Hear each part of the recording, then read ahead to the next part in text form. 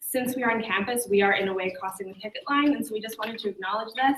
And since it's really important for us as students who really understand the importance of teaching assistants, and also us as publications, because we do have teaching assistants on our editorial boards, to acknowledge that we are here and that we are in solidarity with them, even though we're currently on campus.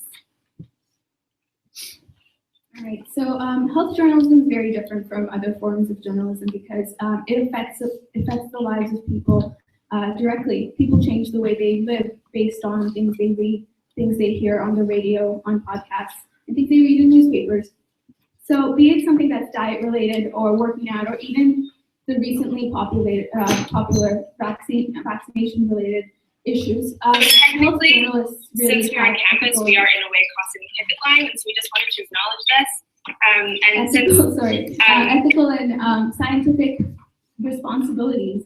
And in this age of new media, it is very important that the roles of journalists are very important because they help bridge the information gap between scientists who don't get to interact with the general public directly. So to address this very pertinent issue, we have some of the most influential journalists in North America here, and Gail will now introduce them.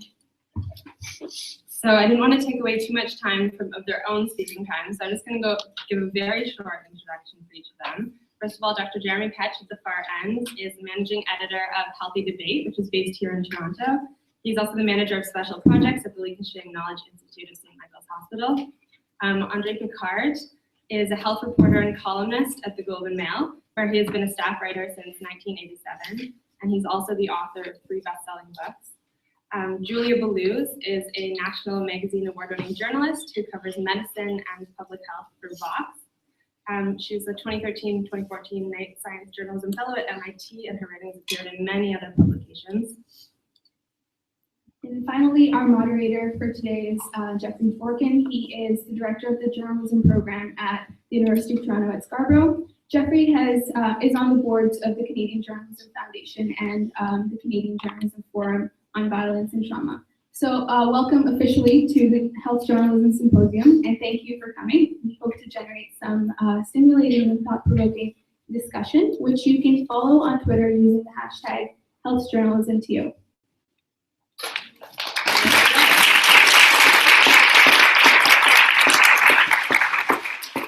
Thank you very much. Really delighted to be here and to this first inaugural meeting of Hypochondriacs International. Oh no, it's not. It's a long meeting.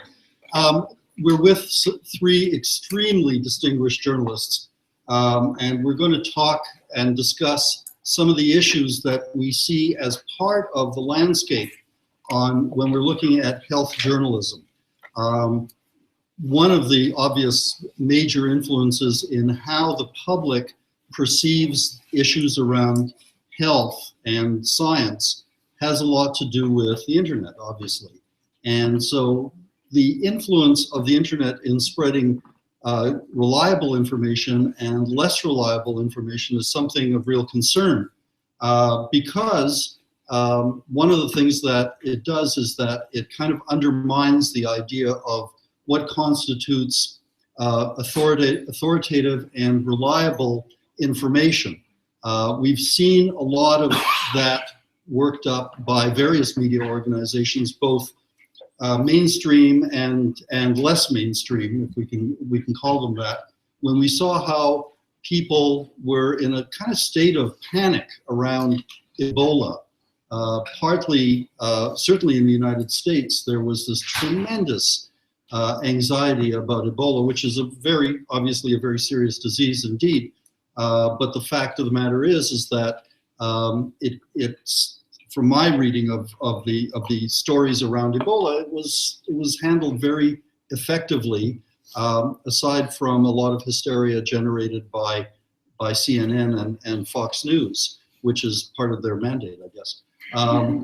The other issues that are probably worth discussing is how the media handled SARS, which was obviously closer to home, just around the corner from here, and other issues around that. And one of the things that I discussed with my students in the journalism program at the U of T out in Scarborough is the nature of how the media generates a kind of moral panic around a number of issues, and how we as journalists and journalism students need to figure out ways in which we are not panicking people, but we are giving them information that allows them to make informed choices. Often very difficult to do at a time when media organizations, certainly mainstream or legacy media organizations, seem to be fighting for their very lives financially these days.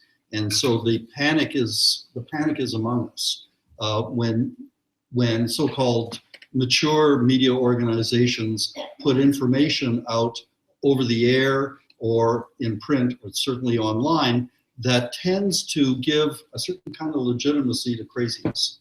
And we need to be aware of what constitutes reliable information and what doesn't. My students, I love them. I want to adopt them all. They're all about 18. But they come into, you're much more mature, I can tell. But they come into the journalism program kind of, I personally think, deformed by the digital culture. They're great at writing 140 characters, but getting them to have a better set of filters about what constitutes good journalism and what constitutes crap is much more difficult. So that being said, let me ask our very distinguished members of this panel about some of their thoughts. But to get a little bit of background, let me start with Julia and to talk a little bit about, because I know people like to find out, how did you get to where you are, and what was it all about, and what are your war stories, and how do I get a job? So, Julia, how did you get a job?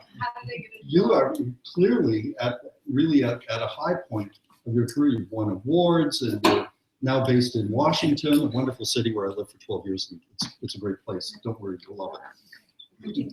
How did it all happen for you? Okay, so where to begin? So I think, I don't know, is this on? You guys hear me? Okay. I think, so in terms of health journalism, there were a couple things, I guess, that led me down this path. I think I've come from a family of hypochondriacs, who are like, who doesn't? Health obsessed. My dad is Italian and he's a vegan, which like doesn't happen among Italians. Like he gave up cheese and meat for health reasons. So they're we had this like health obsessed. Health was really important in my household. And then I went to England for a couple of years and I saw the health system there, and I just became really fascinated by how you could have health policies that affect the lives of like millions of people, and you can organize a health system in a completely different way, and really change people, like these life and death decisions, and you change people's lives because of these policies. So I kind of became interested in over there. And then when I came back, I was working in journalism at Maclean's, and so I guess I was primed. I already had this interest in it, and Maclean's had like an endless appetite for health stories.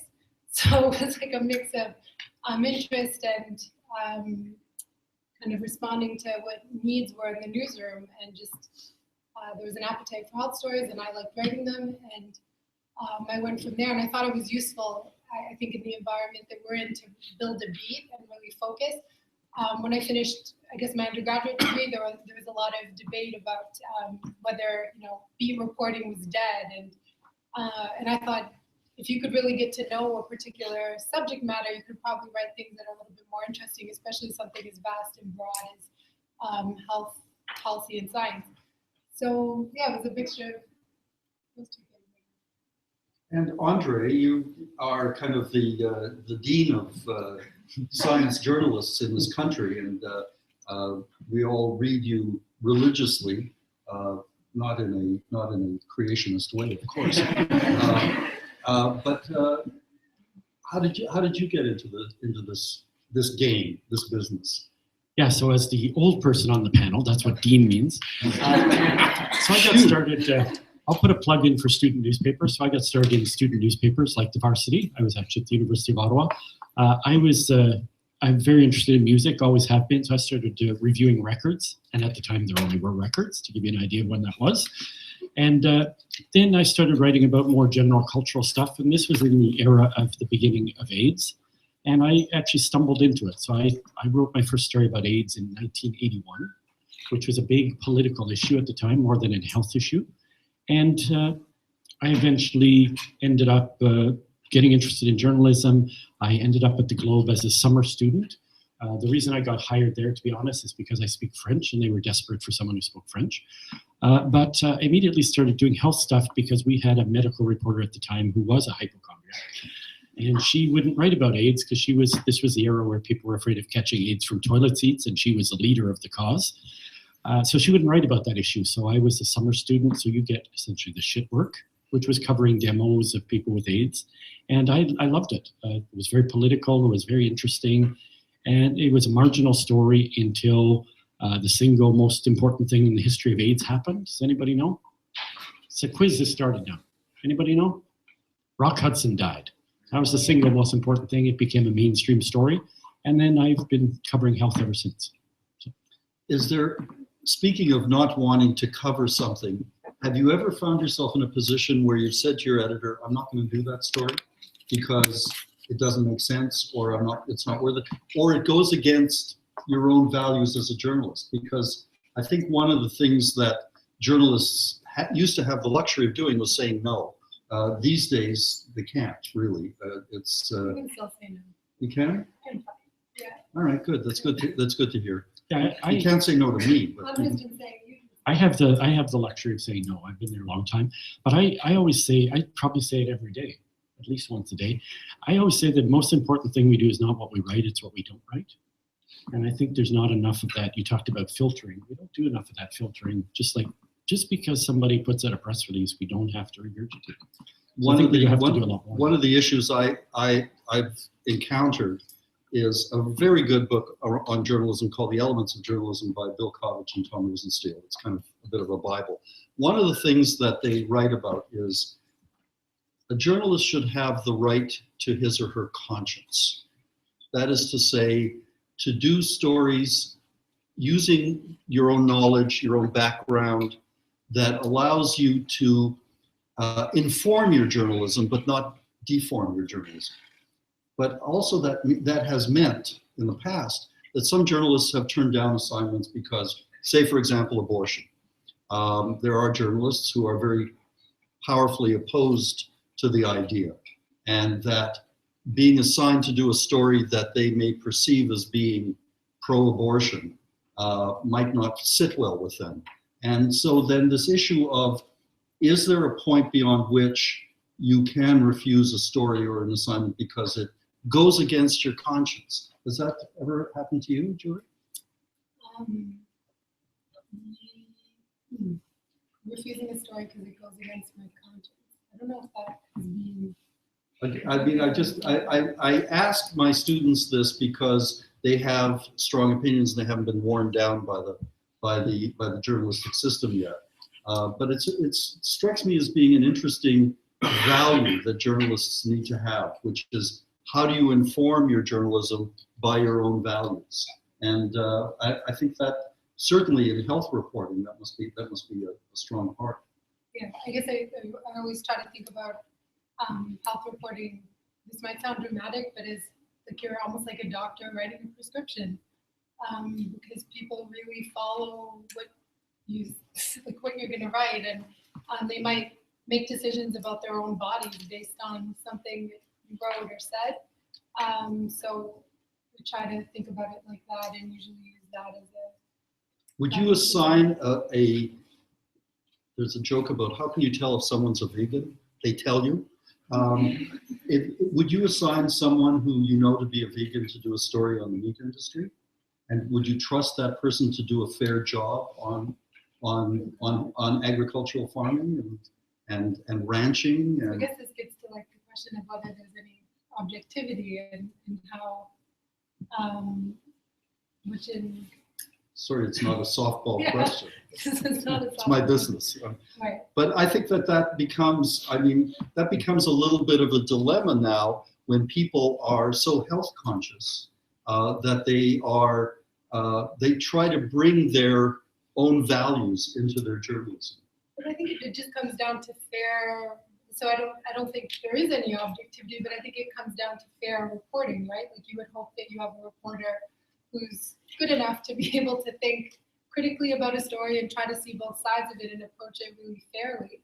And I don't know if that is something that.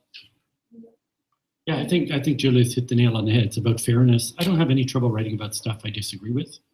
I have trouble writing about stuff that's just nonsense. Like I don't think we need this false balance in stories.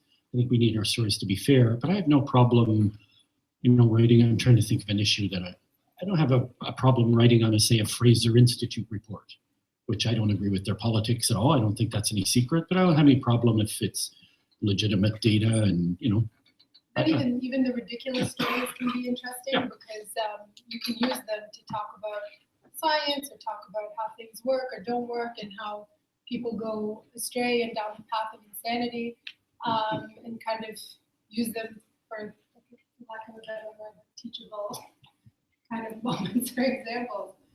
Yeah, I should ask Jeremy, would you assign a vegan to write a meat story at Healthy Debate? Yeah, why not, How right? about Julia's dad? But we have a different editorial process at Healthy Debate. Could you talk a little bit about that? How does it work? The editorial process at Healthy Debate. So, maybe I should say a little bit about it. We are a group of researchers and physicians and health system managers and on, people within the healthcare system and many of whom are scientists themselves, who form up the editorial board. And we have a handful of writers, several of whom are students, one of whom is a professional. And they essentially co-author stories together. So you have the expertise of a journalist with all their training that they bring to the table, but then they partner with physicians or scientists with expertise in the area to essentially co-write a story. So, we worry less about the biases of an individual member of that team when we know that we have counterbalancing effect from a bunch of subject matter experts. How did you get started in this business? So I guess I'm, a confession to make. I think I'm the imposter at the table. Don't consider myself, or I don't really think I'm a real health journalist, sort of on the level of Julia or Andre. I'm somebody that never really had a terribly clear career path through life. So I tended to say yes to the most interesting opportunity that was in front of me at the time, which I highly recommend if you want an interesting, if slightly weird CV. I'm somebody who is a researcher by training. I hold a PhD. My area of expertise was genetics, and particularly the intersection, my research was the intersection of health, law, and policy in the areas of genetic screening. And about halfway through my PhD, realized that full-time research was not for me. And I was finding myself very frustrated actually by the academy and how bad it was at getting all this fantastic research out into the hands of the public. And my sense is that a huge part of the responsibility for the public's lack of awareness or understanding of science was actually a problem with the academy and with health research and science in general. So while I was procrastinating on writing my PhD, I started working on a website that was going to be kind of based around this idea of dispelling myths about health and health research and whatnot. And in the process of creating that, came across Healthy Debate in its very infant stages. It had been started by Andreas Lapakis at St. Mike's Hospital. I became a really active member of that community and then figured, why create this myself when somebody is already doing it better than I am? I'll just join them. So I applied for a job with Andreas and have been with that project. My role has changed and evolved. I'm still working as a manager within the healthcare system, but I've been with Healthy Debate for about 4 years now. So you're a refutation of the old definition of journalism as a refuge for the vaguely talented. Clearly, you're multi-talented. Jeremy, can you talk a little bit about what are the topics that you cover in your work? Yeah, absolutely. So we're focused, I would say, primarily on the healthcare system itself and health policy, and writ large, though. So that can include anything from kind of health research to public health to how doctors are paid and how that affects the quality of care they provide. We can get pretty micro on some issues, but we try and cover the full kind of gamut of healthcare in Canada, and with a real focus on providing very evidence-informed reporting. and to avoid sensationalism. Sometimes can makes for some slightly dry content, I will admit, but to try and avoid sensationalism, avoid distortion, and really bring transparency to both health research and to the healthcare system. Very good. What about issues around public policy that overlap with the political side of science in this country? How do you handle that? That's a really good question, and it's a challenging one for us at Healthy Debate because we're system insiders, and many of us, for example, Andreas Lopakis, our editor-in-chief, sits on many of the boards at CIHR, the Chief Health Fund. CIHR stands Canadian Institutes of Health Research. It's the chief funder for medical research in Canada. And so you can't piss them off too much. Yeah, which is actually kind of one of the chief challenges we face. But it's both liberating in some ways to be insiders writing about the system in that we really know it inside and out. But it's also can be extremely difficult to write, I think, objectively, freely as well about some of these. We do our very best. We've certainly been very critical of certain elements of how medical research is funded in Canada and the politics of it. But we do, to a certain degree, face some constraints because we are applying to those organizations for grants. So it's a balancing act, as it always is. Have you? Here, I'll throw you a hardball. Have you taken on the federal government on the issue of muzzling of government scientists by the Harper government? So we have, or I should say we have in our opinion section. So the site has both our kind of flagship articles, which we release every Thursday, which are produced in the manner I described before. And then I also edit our opinion section, which is open to anyone.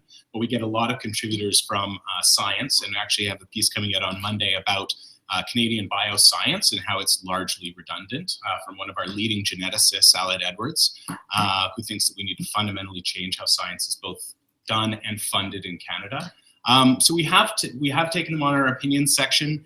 I think where we've more directly confronted the Harper government is actually on what we see as a divestment of the federal government's leadership role in the health system, in the sense that they have not renewed the health accords, that they've essentially said, we're going to just give you some tax point transfers and nothing else. And I think that's when, again, because of our focus kind of on the healthcare system, that's where we've chosen to take them on. I mean, what you've identified is really the difficulty of all organizations, private or public, that have to deal with the reality of where the money's coming from. And my time at National Public Radio, we were constantly, because it's not funded like the CBC is funded, it's funded ever so slightly by the federal government, but mostly by philanthropists and major organizations that have an interest in how the news is covered in general. And we always wanted to make sure that we had some kind of arm's length relationship with them. Have you, Jeremy, discovered that your arm is getting shorter these days? Well, yeah, in a sense we are, though not for the funding reasons. We've been very lucky to have, when somebody sponsors Healthy Debate and provides us with money, it's very clear that they have no editorial insight, and we receive funding, thankfully, from a variety of sources. Where our length is getting shorter is as all of us in the healthcare system that are part of Healthy Debate, our roles change and evolve, and one of them has been that some of us have taken on roles with the provincial government or with arm's length bodies of their own, like Health Quality Ontario, and have found that we affectionately call it the HQO muzzle. Please don't tweet that out. Seriously, don't tweet that out. That's just for the people in this room. But it's a reality. I can tell who's tweeting. Yeah, it's a reality of what you do when you have these kinds of conflicts I described, and we try and manage them to the absolute best of our abilities, but there are political realities that we face. And one of the other challenges is you receive information when you're wearing one hat. If I sit on the board of a community organization and you receive confidential information that would make for a fantastic story, you can't use it because you'd be essentially breaching your fiduciary responsibility to that organization. And that can really sort of shorten the leash. I noticed today that the Globe and Mail has a new system where you can, they've encrypted ways in which you can be a whistleblower and anything you send to the Globe that you think might be a great story cannot be tracked by the RCMP. Yes. So, Andre, have you received anything over the transom recently about those sorts of stories? Not yet. We call it our electronic brown envelope. So we're waiting for Exactly. the first brown envelopes to arrive. But, Have you done any stories that have caused any concern to potential advertisers at the Globe? I hope so. I don't know. An editor hasn't come to you and said, can you rewrite this a little bit? It seems awfully tough. No, a lot of people often think that, but there really is, we call it a Chinese wall between the editorial and advertising. And I work in a small bureau, so I work in Montreal, where we actually share an office with the advertising people. And they, to be honest, have nothing to do with the paper. They don't read it. We don't read the ads. It's true. They don't read the paper. We don't read the ads. We operate very independently. I've never had a complaint. The closest I ever came was I once wrote a column saying that Canada, we should maintain our policy of not having pharmaceutical advertising. And at the time, our publisher was the president of the Canadian Newspaper Association, whose position was we should have pharmaceutical advertising. And my editor kind of freaked out. He said, "Oh, the boss is going to flip. And I was like, I don't care. And, he said, "Oh, well, I guess we have to run it, but I'm warning you." And, I never heard boo from the publisher. Finally, somebody approached him and he said, "I don't care. The paper's independent. I don't agree with him. That Picard is an asshole, but, whatever. He wrote whatever he wants in my paper." Why would you not think that advertising from pharmaceutical organizations is acceptable? Oh, because do you want the whole column? Give me the headline. Well, the headline is you can see the disadvantages of it. You just have to look at the US. It leads to overprescribing. It leads to misinformation. We live in a controlled system already. It's going to cost the public. There's not really any upside to it.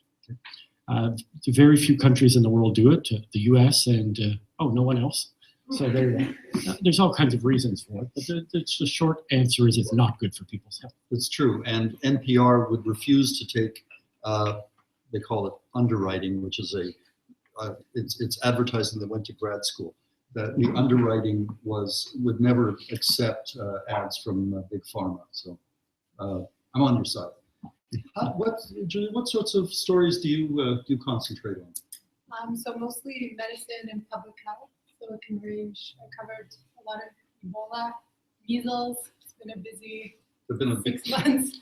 Busy month. And I'm interested in the gaps between what we know in research and then how it plays out in policy and practice and the public discourse. So that's an area that comes up again and again. What sorts of things are you specifically interested in, and what forms of media do you like to work with? So we're Vox now, and it's very much a multimedia organization. So when you're assigned a story, you're thinking about what's the best way to tell it? Should we have a video? Should we create some sort of infographic to accompany the story? It's kind of embedded in the process of story assignments and idea generation there. So that's kind of how I'm thinking about stories these days. Are people familiar with Vox? Lots of nodding. Okay, they're young, so maybe. Yeah. Well, that's and so how do you go about finding material for the stories that you're doing? What's your editorial process? So I guess I kind of try my best to follow my curiosity. I try to pick up the phone a lot and meet people a lot, at least a few times a week. Don't get out of the office. I'm constantly on the phone with people. And I find that has been the most fruitful way. Ian Brown, he's still at the Globe, yeah. Who's one of my favorite writers. He came to speak when I was at journalism school here, and he said, most writers are covering the 1% of stories, and they just leave the 99% untouched.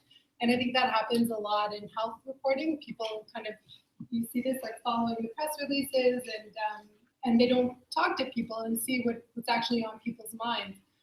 So it's some combination of those two things. Do you find that there's a lot of influence by public relations on you? Do you get sort I of honestly, I pressure? ignore it a lot. I just like don't even, which is not very nice, but I just don't even respond to a lot of it. But I guess there is from the journals. So the journals, the academic journals have like an incredible, just like forces, and a lot of health reporters were like running from they release these embargoed studies every week, and you're kind of always looking at what's happening there and trying to follow it.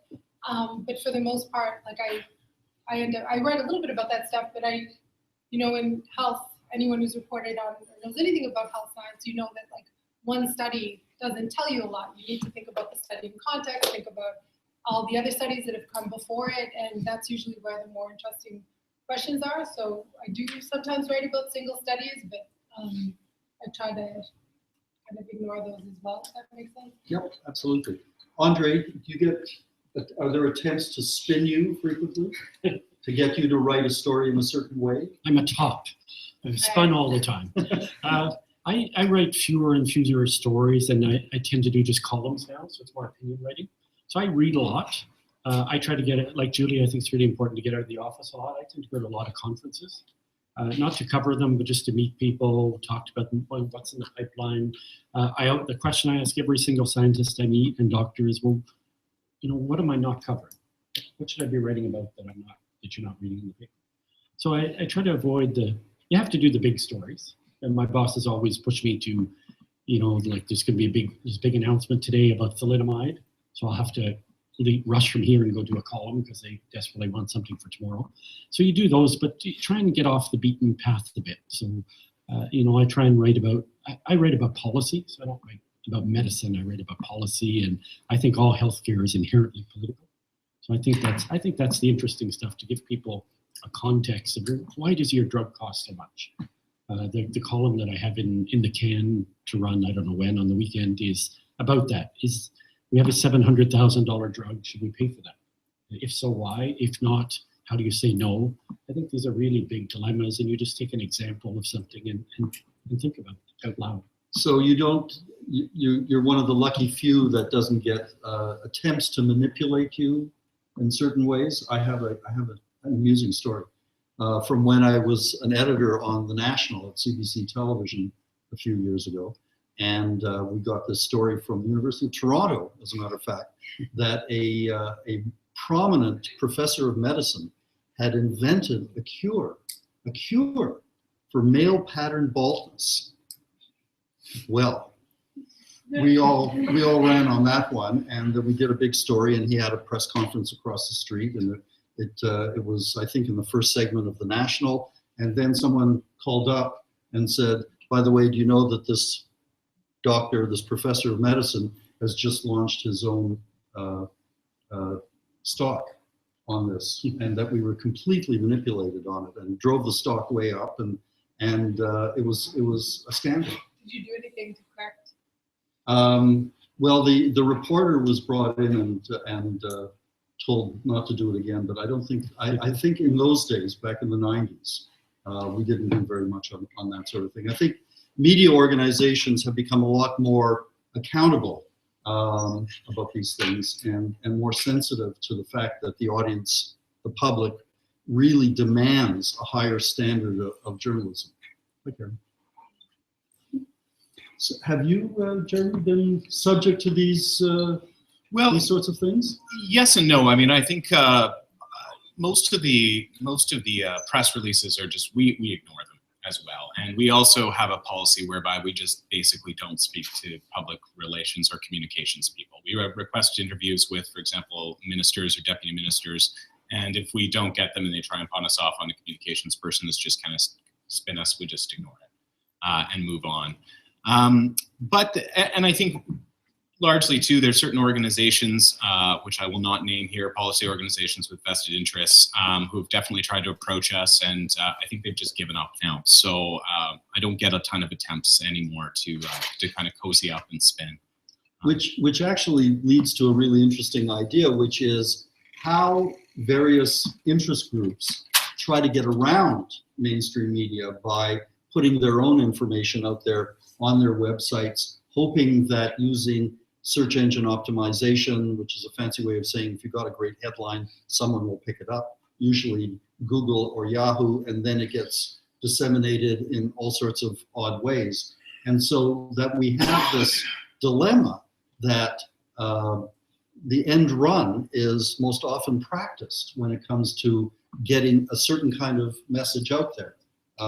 We're seeing this in politics now, that certainly the Harper government wants to avoid the mainstream media as much as possible and go directly to the voters because they don't want anything filtered. And I think that there are a lot of organizations, certainly many people in the so-called anti-vaxxer movement do a lot of this sort of thing. Have you discovered any of those sorts of techniques, Andre? Well, I think, that's easy to do in the internet age. It's done. I think the problem is that when people do those end runs, what they do is they tend to speak to a constituency that's already, on side. Yeah. I don't know that it's that effective. And I think the Harper government's seeing that it's easy to put out stuff that suits your base and they read it and that's fine, but it's not going to sway voters, right? So there's different ways of getting information out. And I want to be careful that we don't badmouth PR people too much. There's really good PR people, and they're the ones you never hear about because they're sophisticated enough to say, ask what are you interested in? How can I facilitate? Those are good PR people, and they're really essential to our job. People who put out crappy press releases, they're not going to be around. And I think we have to be careful. It's like everything. There's bad journalists, there's bad PR people, but there's also really good ones. I think that's a really good point, because I happen to know a couple of very good PR people who understand very well how constrained the media, the mainstream media especially, is these days, and they are there to help fill in any gaps that they perceive might be there. It's not necessarily that they want to spin it in a certain way, but when in news organizations, when a reporter comes in the morning and he or she has to file for the paper and for the website and put something on Facebook and maybe do a tweet and then do a video, it's not like the good old days of a couple of years ago where you might have had a whole day to do a story. Now, if you're lucky, you have 2 hours. And I think that this is some of the qualities that create the kind of journalism that we're seeing in some places, not in all places. What about blogs? Do you check many blogs in your course of a day? Definitely. And if so, who do you spy on? Yeah, so I guess now I think when you talked about the anti-vaccine movement, it's interesting to me because it kind of demonstrates the balkanization of research online, like how you can, like when you start getting pinged by anti-vaccine people and you look up like where are they getting this from, and then you see there's this whole world. I recently discovered that the #1 children's health book on Amazon is essentially an anti-vaccine book, which is really interesting.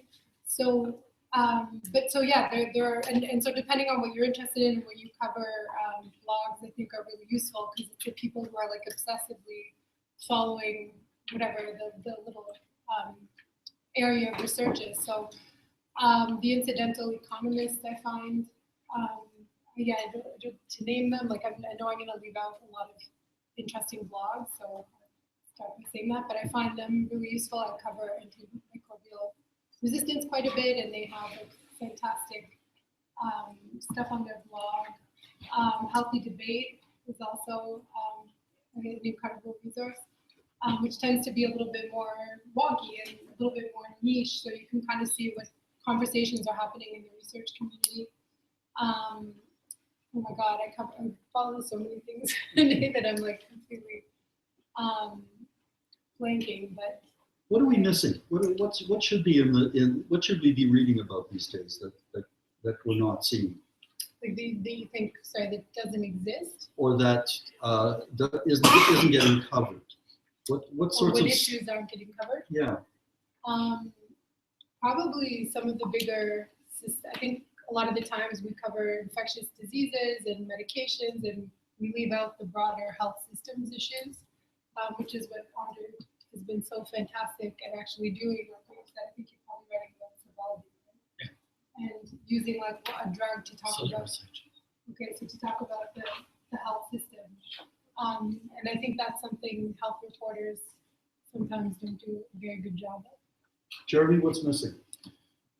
What's missing? I mean, I think some of the broader public health trends are really missing. I mean, I think a lot of, I don't know what the background a lot of people in this room is, but, you know, social determinants of health are probably, they are the largest driver of health, the way that poverty is the single biggest health problem we have in the world, let alone Canada. And it has, I think, for a variety of reasons, including the worst name ever, social determinants of health. Like, talk about like an uncatchy name, but it is just not on the public radar, and people don't understand the concept well, and it's not on the political agenda, and yet it's probably the single most important thing with regards to healthcare. Can you explain a little bit more about what it is? Yeah, so the social determinants of health is essentially a broad categorization of understanding that what drives health is maybe, I'll get the specific ratios wrong, but about, 25% kind of your personal behaviors and your genetics, about 25% is of your overall health is contributed to by the healthcare system, and about 50% is contributed by the environment that you live in. How much you make a year, what your housing is like, what your job is like, what kind of food you eat, et cetera, and most importantly, what kind of food you can afford. Can you afford to eat nothing but Kraft dinner? Okay, great, your health will be a lot better. And so understanding the way that those social constraints operate, and when we talk, there was all this noise about the high cost users of the healthcare system. For those of you that are kind of tapped into the healthcare system, it's something you've heard a lot about. All the research that's been done shows that, in fact, all those high cost users, almost all of it, is driven fundamentally by social inequalities and social determinants of health. So, I mean, the number one health issue very much is poverty, not on the radar. We need to find, again, I push researchers all the time to try and find better ways of talking about the social determinants of health. Metaphors like upstream are starting to get used and are starting to permeate, but I think that's the number one issue we just aren't covering properly. But we are covering the physical sciences fairly well, I would suggest. Mm-hmm. What about mental health? Do we do a good job covering issues around mental health, the issue of medications, the overprescribing of medications, how the mentally ill are handled in our society, both by the healthcare system and by society at large? Any thoughts on that, Jeremy? Well, I think there's been major improvements. I think the Globe a couple of years ago did just some fantastic work on kind of changing how they report about mental health, and a whole series on it. Do we do enough? I think there's certain stories we've heard a lot. I think basically everybody knows there's not enough mental health services. But I would definitely agree that we don't do enough in terms of actually talking about what works. And we're definitely not very good about talking about mental health in the media without stigma, without some basic sensitivity around what the real drivers are, what mental health, what it's like to live with mental illness, and what we need to do in order to create an environment where people will seek help for mental illness, as opposed to, go further away and be further stigmatized. And I think this also connects with the economics of how healthcare is distributed, and specifically with mental health, where there is such a restriction on who has access to healthcare practitioners, and how the increased use, my personal opinion, the increased use of SSRIs is to compensate for the fact that there aren't enough therapists who are able to treat individuals as such. Yeah, I couldn't agree more. Like Andre, wrote a column about this. And I would go a step beyond. Actually, there's a sense in which we haven't acknowledged that the way our healthcare system was set up creates the exact shortage you described, because we don't actually pay publicly we pay for psychiatrists, but we don't pay for psychologists, we don't pay for social workers, we don't pay for clinical counselors. So only people who can afford those services can actually access them. And that's a system failure that I think we need to become much more aware of and start addressing. What about is this partly the fault of the medical establishment that seems to want to keep it rather restricted in order to assure a continuous stream of income? I think, well, it's not even the income. It's not quite the way I would describe it. I think docs would love it if they could, if they could send people off to psychologists more easily than they can. But it's actually, to my mind, if there's resistance from the medical profession, it often has more to do with the fact that docs don't always play with other members of the healthcare team terribly well. Docs like to be in charge. It can be very difficult to have these interdisciplinary teams for docs to fully appreciate the expertise that other members of the clinical team bring to the table. Sorry if I'm offending any docs in the audience, but to me, that's as much of a driver as the financial. Well, I come from a medical family. I recognize the types that you're referring to. A lot of it is driven by patients as well. Like there's a big, fantastic systematic review that just came out last week, and it looked at like something like 40 studies on patient expectations, and overwhelmingly people overestimate the benefits of treatments and surgeries and interventions and underestimate the harms. And I think when you ask what's missing from media, that's probably another thing that we don't always do a good enough job of, is reporting skeptically about things that are coming down the pipeline, not just parroting press releases from journals or from universities, and talking about like these wonderful, the cure for baldness and all these other fantastic cures. In those days, I had more hair, but right. The good old days. Yeah. So I didn't take it that seriously. Okay. Andre, what else should we be covering? What else would you like to see in the paper? Well, Jeremy took the words out of my mouth, that awful term, social determinants of health. I think somebody said to me recently, sounds like a venereal disease, and it does.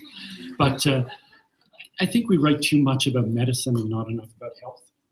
So people, I often, because I write about policy, I write about how much we spend. People often say, like when I go to things like this, if you had $1 billion more, where would you spend it? And I wouldn't spend it on health. I'd spend it on childhood education.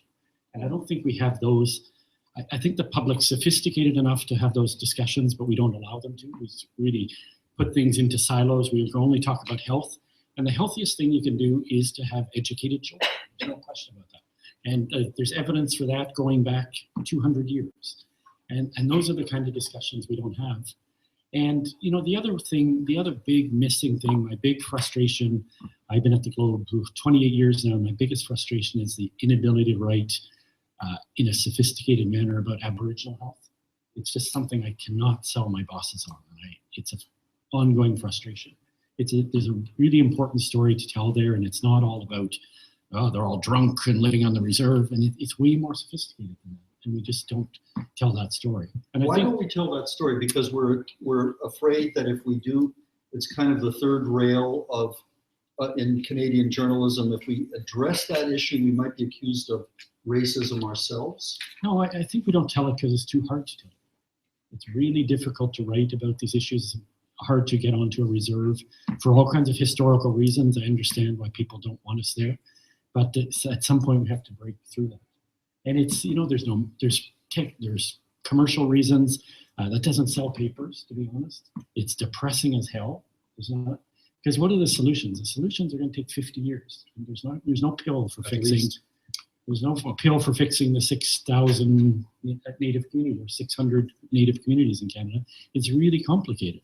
And it's cultural as well. I mean, at CBC, we tried to, at CBC Radio, we had a program for some years devoted to issues around Native health and Native conditions. The program, some of you older ones may remember, it was called Our Native Land, and it was very successful. And then a point came when we were told it's like segregation, it's journalistic segregation to have a program just about Natives. So these were the 90s, so excuse me. So we actually ended the program and tried to integrate the reporting into the rest of our media offerings, and didn't work. It worked even worse because we discovered that, first of all, as you mentioned, if you send a white reporter onto a reserve, they're not going to get a lot of cooperation. It takes a long time to have that kind of access. So we looked for a Native journalist who then found that the cultural issues around Native Aboriginal culture, meant that you couldn't report conflict. You had to report agreement, because that's the way the culture works. So that our editors would say, okay, what's the story tonight? This was Oka and other issues around the Warriors, and the reporter would say, well, I can't file it until they come to an agreement. And so there was a tremendous resistance. I think things have become a lot more amenable over the years, and I think we're seeing more reporting on Native issues, and especially on Native health issues. The place in Northern Ontario, was it last winter or 2 winters ago, where they discovered that they had absolutely no facilities, no electricity, no housing. Attawapskat, thank you. The very fact that I didn't remember it is an indicator that how quickly it goes away. But I think that becomes one of the important issues. Jeremy. Yeah, and I think about what you both said is absolutely right. And I would add to it, though, that I think one of the reasons why there's real difficulty here is because the solution may actually be a little politically dangerous or a little politically unpopular. I mean, I think there's actually some research beyond just the typical social determinants of health that affect First Nations Aboriginal health so much is self-determination. There's very good research that has linked the amount of self-determination that exists on a reserve to the mental health and even to the suicide rates on those reserves. In British Columbia, they studied every reserve population, and they found pretty much a one-to-one correlation for every element of self-determination that community had. Their suicide rate dropped by a predictable amount. And when you say self-determination, what do you mean? Autonomy, the self-governance, incredibly powerful determinants of health for First Nations communities. And that is in Canada right now, I think, a very politically unpopular reality. And it makes it for very difficult to talk about because it sort of threatens our idea of what Canada is.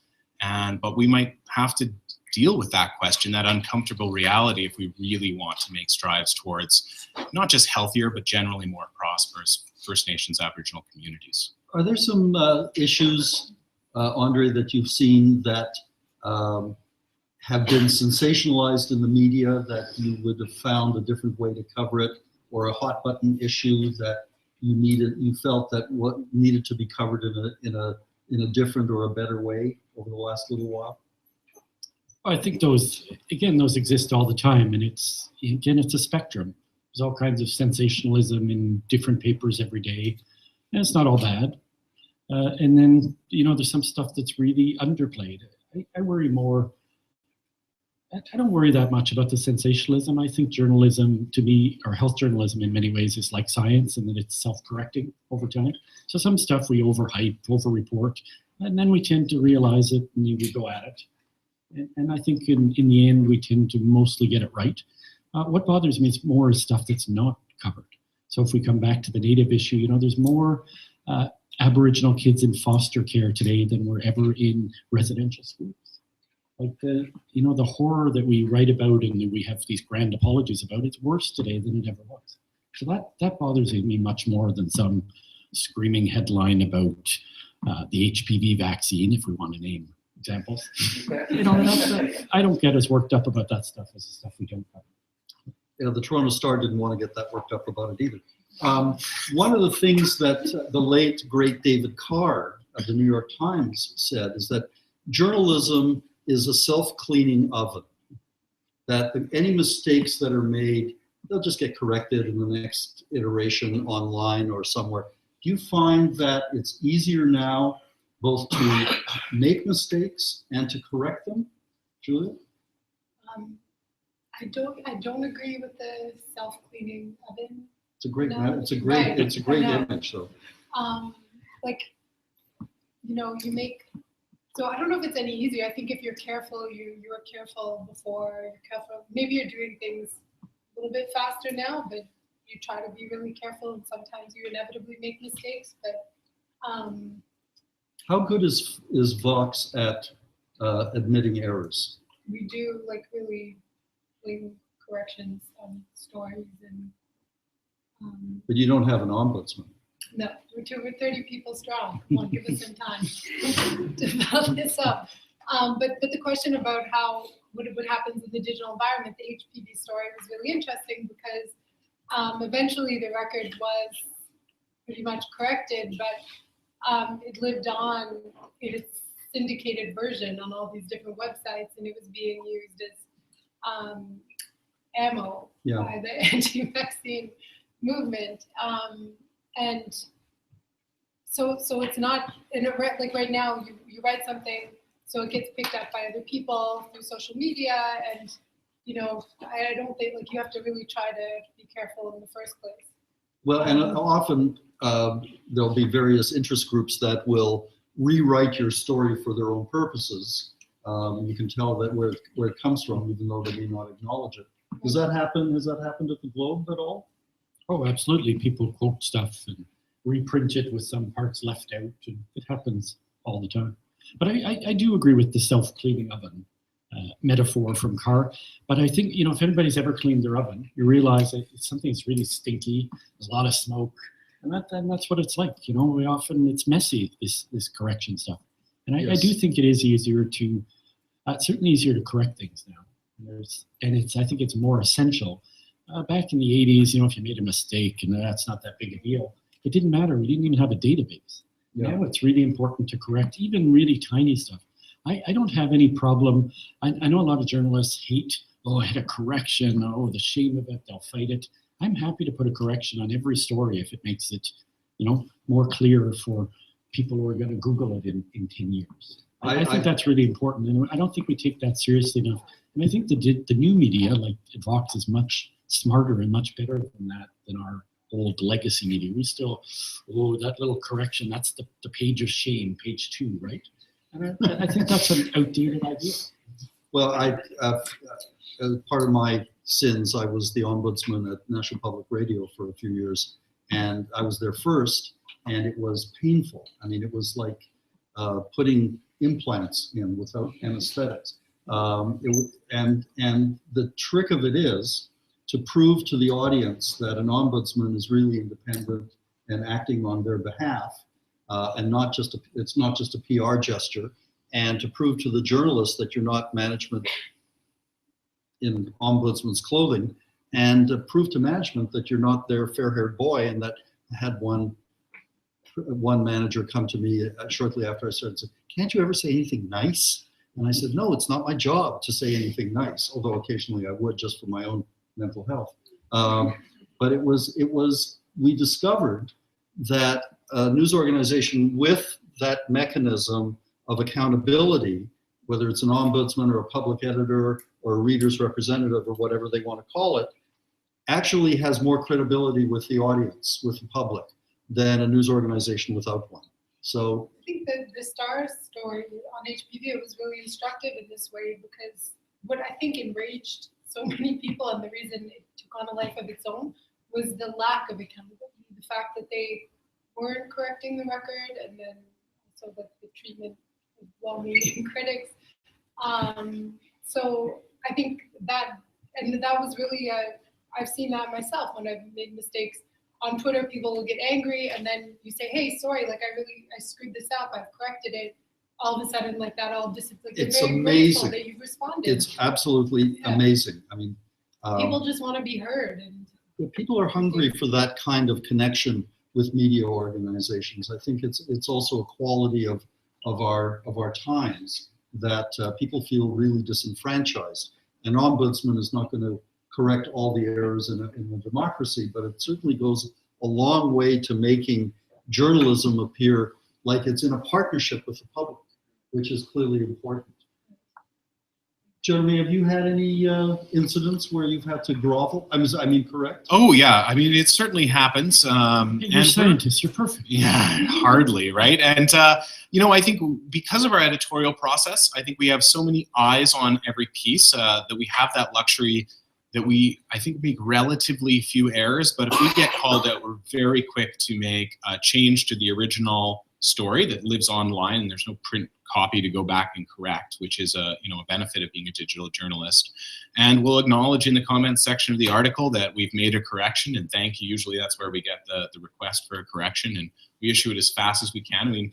We'll always fact check and make sure, because sometimes people claim that we made a factual error, and in fact, they are just misinformed. So we are more than happy, but we'll always also leave a response to that, because we think that's part of our accountability and part of our relationship with our audience. And generally, it's done nothing but good things for us. I mean, digging in our heels and being recalcitrant, I don't see how it would have done us any favors. That's exactly it. After 9/11, you may recall there were some anthrax envelopes with real live anthrax sent to a couple of senators. And we put a reporter from the science desk at NPR on that story. It didn't quite work out the way we wanted to, because he, this a little bit of an aside, he noticed that the two Democratic senators had been both eager to change the way people were sworn in when they came to testify before a Senate committee. They both wanted the Senate to drop the words, "So help me God." And this outraged elements in the religious community in the United States, as you can imagine. And so what the reporter did was he called one particular evangelical group and said, "Have you been contacted by the FBI?" And he said, "This is an outrage. You're accusing us of terrorism." And they called me and they said, "We demand that you deal with this." And I said, "Well, as ombudsman, I can't deal with it because I can only deal with stuff that has gone to air. But anyway," I said, "I thought it was a fair question." Anyway, and so I thought it ended there, but unfortunately, the reporter put that in the story. He put in the story that the FBI wouldn't comment on an ongoing investigation, and he put in the story that this particular Christian group denied any knowledge of, basically, it was a drive-by libel. Anyway, they sued the hell out of us, and in the end, we settled. NPR settled out of court, but not before the president of NPR was hauled up before a congressional committee, and it was all broadcast on live on C-SPAN. It was just a nightmare. And but I wrote a column saying the story was valid. The question in the process of gathering the information about the anthrax was legitimate. The reporter was wrong to include it in the story. One of the things they demanded, and I never quite was clear on this, was they demanded that my column be taken down off the website.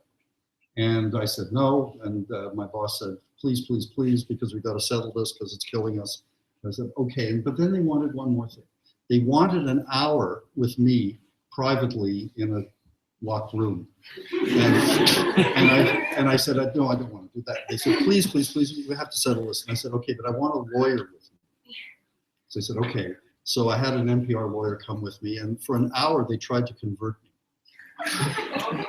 Didn't work. Getting back to business. What is the right kind of relationship, Julia, between a journalist and health professionals? What kind of ongoing connection do you think is necessary to maintain? Is it just when they're in the news, or should you continue to stay in touch with them? Obviously, there's advantages and disadvantages to both those agreements. Yeah, I think one of the luxuries of being a review reporter is that you actually get to know people over a long period of time, and I think of it as ongoing conversations with people who are willing to talk to me. And like I'll send them things, they'll send me things. And oftentimes it's even outside of the news cycle. Has anyone ever refused to talk to you when you've called them and said, I'd like an interview? Or Yes, are you just sure. too charming for them to turn you down? Very, very charming, so that I don't, yeah, for sure. I think people, especially when I was reporting from Canada, the federal government, trying to get anyone in the federal government to talk about anything was really difficult, and it was like rounds and rounds and rounds and rounds and rounds and rounds of emails and phone calls and PR stuff, and that was not very pleasant. And Andre, has your charm failed you at any point? Occasionally. It's more, it's more what Julia said. There's just organizations like the current federal government is just ultra secretive, and it's just actually not much point trying anymore. So that's, I don't know if that's refusing to talk to you. It's just, it's good people, again, good people in the government, but they're just muzzled. So you have to. Who are your best sources without naming names? What part of the system do you find the most responsive to your phone calls? I think, again, it's what Julia said. You build relationships with people that you get to know over the years. So to me, the most important people are people that I'll never quote. It's just people I trust, like I'll call, just because I have this column I just finished in mind. A really complicated story like rare drugs, ultra rare diseases and drugs. I'll just phone up a researcher I know has been in that field forever and say, look, what do you think about this drug? And I'm not going to quote you. And he's, it's not my field, but here's what I think about drugs in general. And then I write stuff and I sound smart. And that's fine with them. They don't want to be quoted, but they want you to be informed. And I think that's the kind of, and that's you, the and you idea. trust this person as a reliable source? Yeah, and vice versa, hopefully. Mm-hmm. It sort of develops. They know that you're not going to burn them, that when you say you're not going to quote them, you're not going to, and so on. And you have to have all kinds of people like that to count on. I don't have a science background of any sort. I depend on other people to make me look smart. Jeremy, what about your best sources? My best source. I have very close relationships with health professionals because I work within the system, and I married a doc. Which if you want a good inside source, is for all you single people out there, if you can deal with the call shifts, they make great partners. So, I have a large informal network that I'm able to draw upon within the medical and research professions. But I don't think that needs to be unique to me as somebody with a research background. I think Andre has built up the same thing. Those informal networks are so helpful in terms of the number of times I bring things to colleagues for basically a smell test. Like, does this sound right to you? Because it doesn't sound right to me. And I need some help figuring out the context of whether it's a research finding or something I've been told about how the healthcare system works, a rumor that I have heard that I want to know if it's worth scheduling a story about to further investigate. Those informal networks are enormously helpful. And then you have your quotable sources who are the head of organization X, Y, or Z, or the assistant deputy minister, or whoever you need to go to. But yeah, those informal networks for health journalism and science journalism are just enormously helpful in my experience. But I would just add, it's important to talk to people who you don't agree with. Mm-hmm. I think that's really essential. Like if I'm doing something about, say, pharmacare, there's a lot of movement now to let's get some pharmacare in Canada. I'll often phone someone from a private drug plan that I know, who I know just abhors the idea, and say, well, what do you think of this? And I'll tell them, well, I don't agree with you, but I want to see what the arguments are so that I can be more coherent. And it usually makes your stuff a little more gray. I really like writing gray stuff more than black and white. And I think you have to be careful to just not go to people who are going to agree with you 100%. That's really essential. Should there be a consortium of health journalists, or is the kind of informal network, so that you can exchange the secret handshake, more useful? What should there be more structure to how health journalism is being conducted in Canada? I think we have there's an association. It's not a Canadian one, but the Association of Healthcare Journalists is a good group. We have the Canadian Science Writers Association in Canada. Journalists tend to be solitary wolves. I think that's an unpopular term with the Harper government, but lone wolves in our own way. So there is some regrouping, and it's a small community. We tend to know each other virtually more than anything else and interact. CSIS has just taken note of that. I'm sure they have. And finally, Julia, I'd love to hear your thoughts on what you think is the future of health journalism. Where's it going to go from here? How's it going to be practicing? How's it going to sustain its credibility or deepen its connection to the public? I think it's what I'd say about health journalism is probably true for all journalism. Like we are trying to adapt to this digital environment. I think it's a time of, I'm very optimistic about it. It's a time of tremendous opportunity to tell stories in new and different ways. At NPR, they have this incredible Ebola example where they sent a reporter out to a village that had been really deeply affected by Ebola, and they did almost like a video. It was this picture slideshow with captured sound where each picture came alive with the sound. Like there's these incredible opportunities to tell stories in new ways, and so I'm excited about where things are going, and I think there's also opportunity to, like on the internet, you can kind of become a little bit more focused. There's more space. We're not confined by like this arbitrary limit of a daily deadline or a page or space on a page. So you can be a little bit more iterative, and even if you put something up quickly and it's not perfect, expand on it, build on it over days or weeks or months. So I think it's a really exciting and interesting time. And there's fewer barriers to entry. If you love health and you want to be a health reporter, just start a blog and start getting to know people and talk. Like researchers often, you asked about good sources. A lot of people overlook them and they don't get. They're doing all this fascinating work and accumulating incredible knowledge and knowledge that could really benefit the public or the public good or public health, and often they're not tapped into. So just start a blog and talk to researchers about the cool work that they're doing, just even on campus. Absolutely, and it's what I tell my students, that they should start a blog early and contribute to it regularly, so that when they are ready to present themselves to a media organization saying, this is the kind of thing I can do, this is what I can do for you, having a blog is a tremendous advantage. I think it goes back to following your curiosity too. Like you don't just start a blog to start a blog. Start a blog about something you're really genuinely interested in, you want to know about, and you want to write about, or else it's going to be really boring and no one's going to read it probably. So You'd be surprised. Yeah. Andre, where's it all going to end up? Oh, I wish I knew.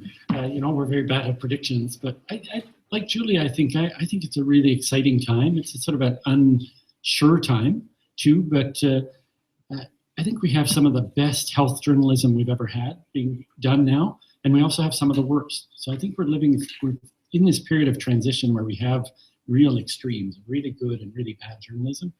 And to me, on my hopeful days, I say, we're going to be able to monetize the good stuff, because it's really easy to monetize the crap. That's been demonstrated, and that worries me. So I just hope that, that's going to be able to make money so that it can survive. This may horrify my bosses, but I really hope that new ventures like Vox and things, that they do survive, because I think they're really important. They're changing the way we do journalism. But I also hope that my old, what do they call it, lamestream media, I hope that survives in some form.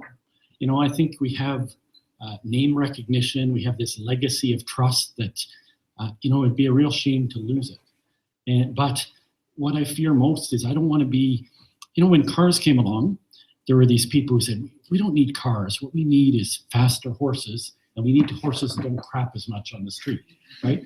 And I'm afraid that a lot of my business is like that. Well, all we need is some faster horses around here.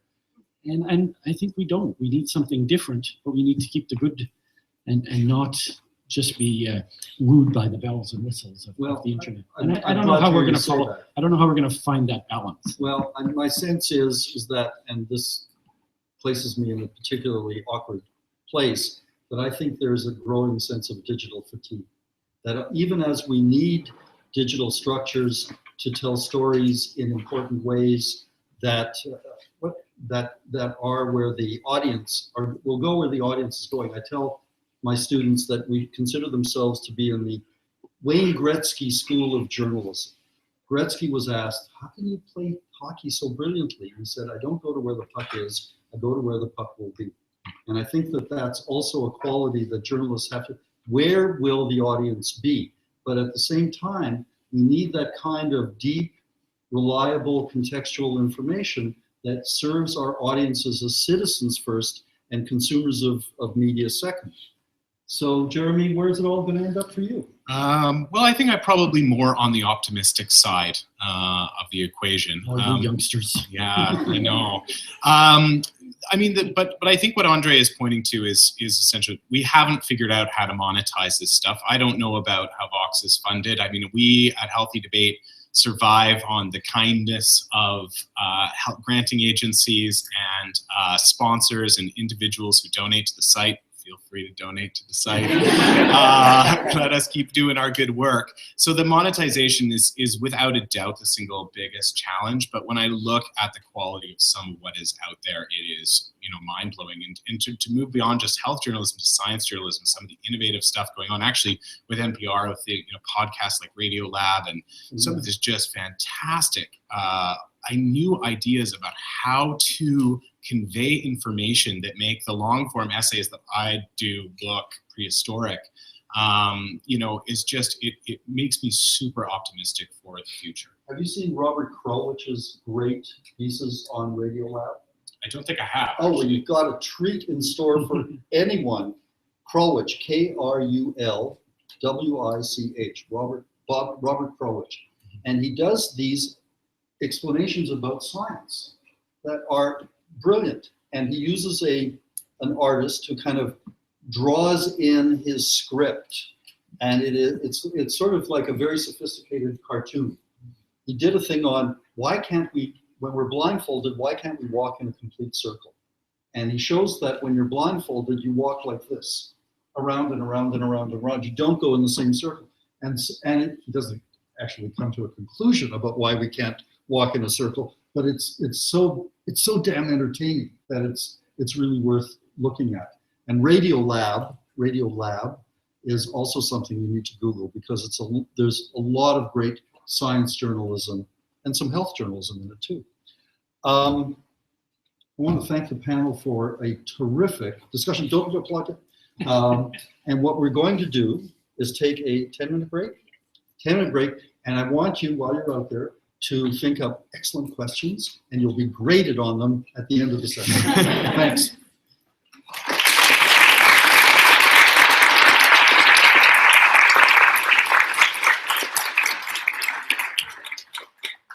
See you at 5 o'clock.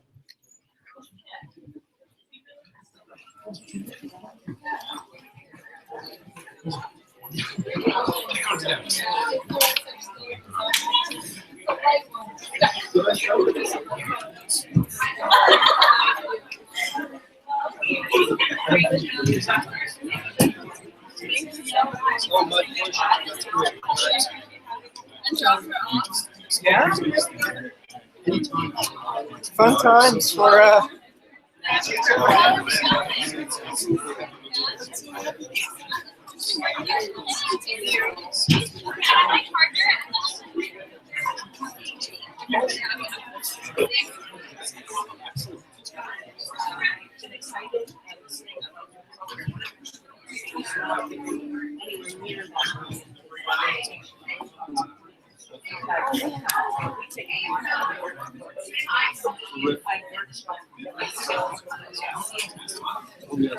Oh, absolutely.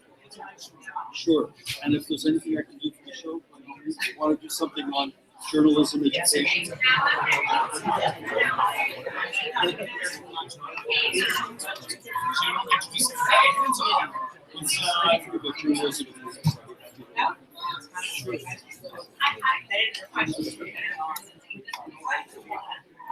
Okay, well, so that's my turn to get on the show.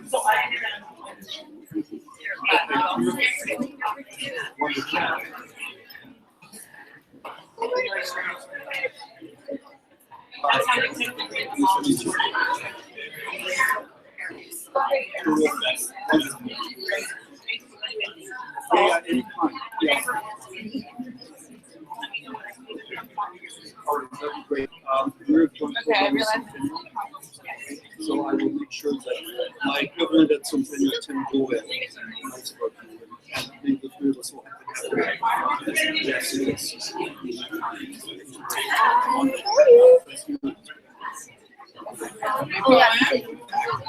Wait, stop.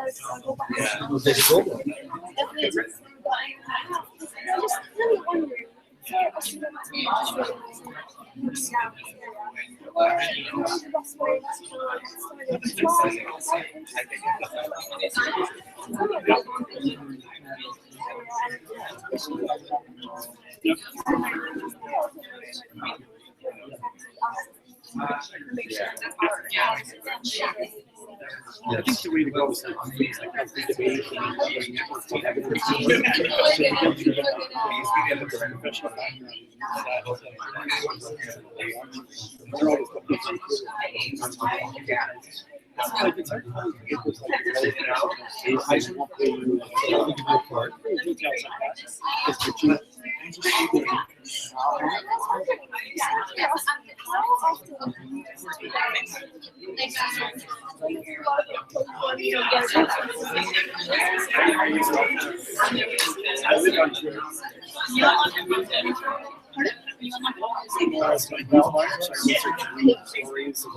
get information right from Twitter. It's a good way to do it. You do have to check, you know, you have to check. Yeah, I love to.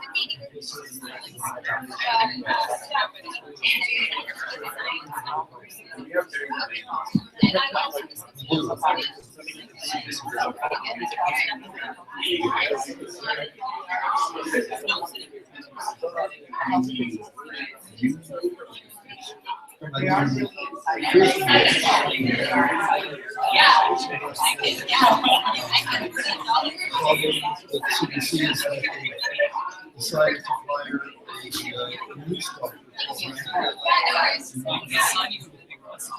They basically have said that everything that counts in information is whether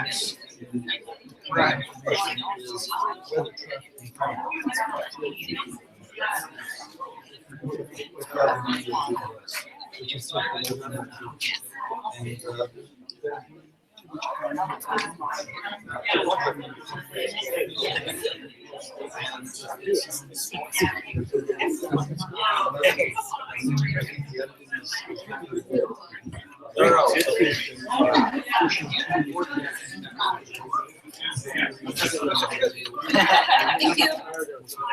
Hey, how's it going? How are you enjoying this? Good? I guess so. We just might okay. Oh no. Well, it's a little bit like some really interesting. What do you do? How did I pick? So I was something like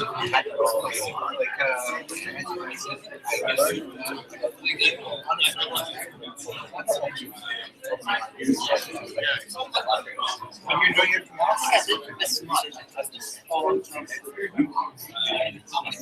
Were you like too busy writing exams and stuff today? divide to really small separate islands. Yeah. Yeah, so is that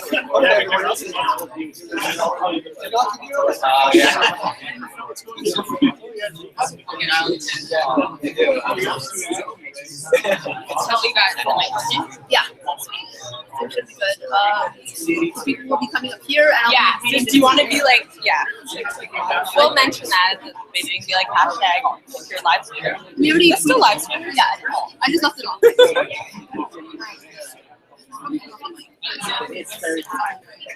All right, let's get back. someone's got to.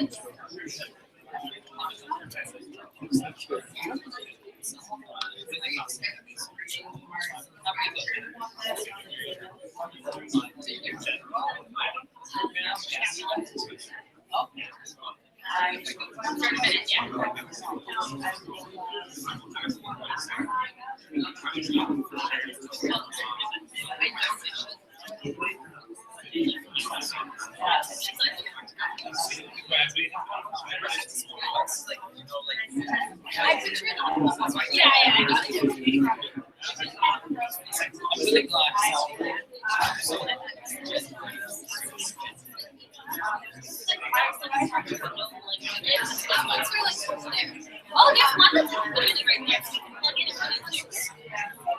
So you can plug in and run it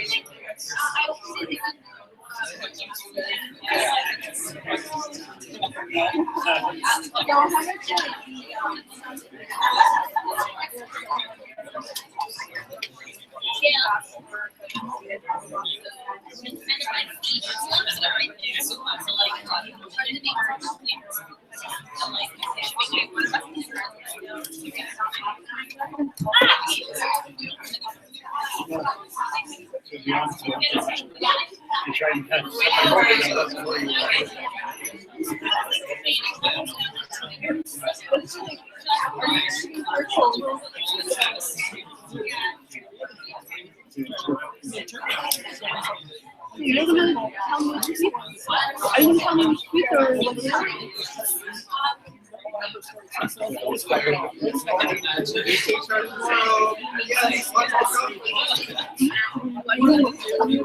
Yeah, I'll wait. Okay.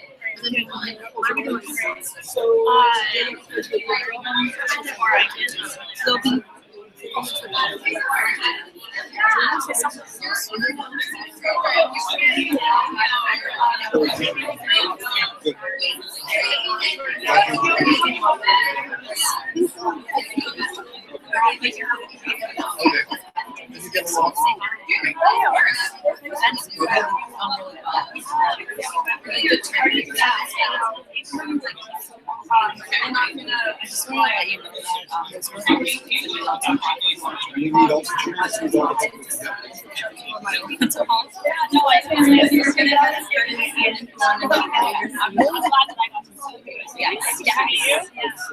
And we look forward to the next meeting on 13th.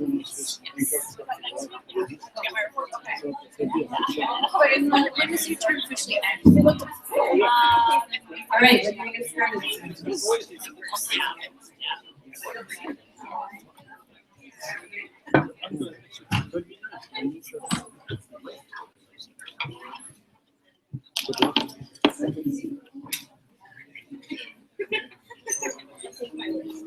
All right. We have in the meantime, while people are getting seated, just some logistical information. So if you have a question you'd like to ask, we're going to invite you to come up to this aisle right here and make the line. We have a microphone right there that you can talk into. We can probably hear you if you stand up, but we are live streaming, so it would be great if we could really be able to hear all of your questions. Also, for those of you who are watching the live stream or just following on Twitter, our hashtag HealthJournalismTO, you can tweet questions to that, and they'll be coming into the computers over here, and we'll be asking a few as well. So yeah, we're going to get started. Where's the microphone? Right here. Come to the microphone. Step right this way. No waiting. Come on. Good, good. Please, could you identify yourselves and No speeches, please. I do the speeches here. Okay, thank you to all the panelists. My name is Samantha Yameen, and my question is just a comment on the intersection or importance of keeping separate health journalism versus science journalism.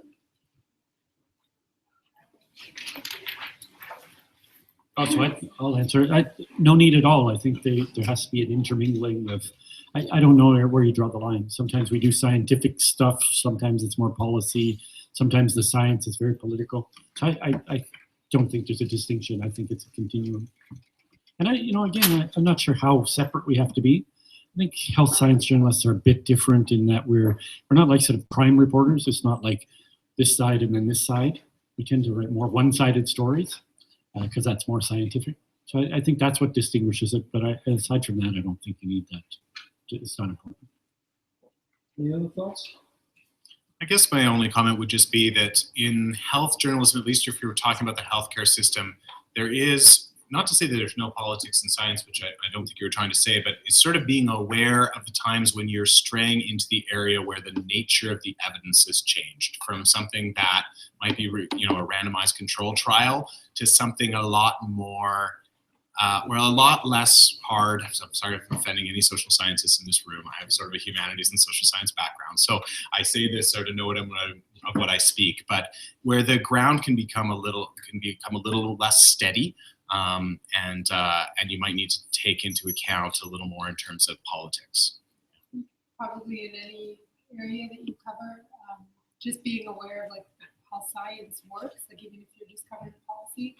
The limitations of different types of evidence, what it means to have like an experiment, like a randomized trial versus like an observational study, and what each of those can tell you is tremendously important no matter what you're covering. So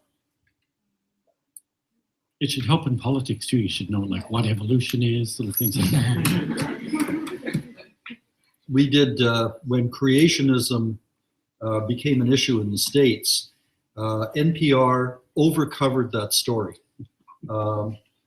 because it was a very active crowd of people who believed in creationism and that it should be given equal status with evolution.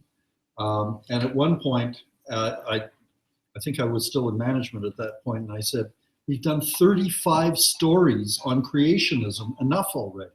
But there was this idea that we had to be fair. And being fair does not necessarily mean being giving equivalence. So, yes, next.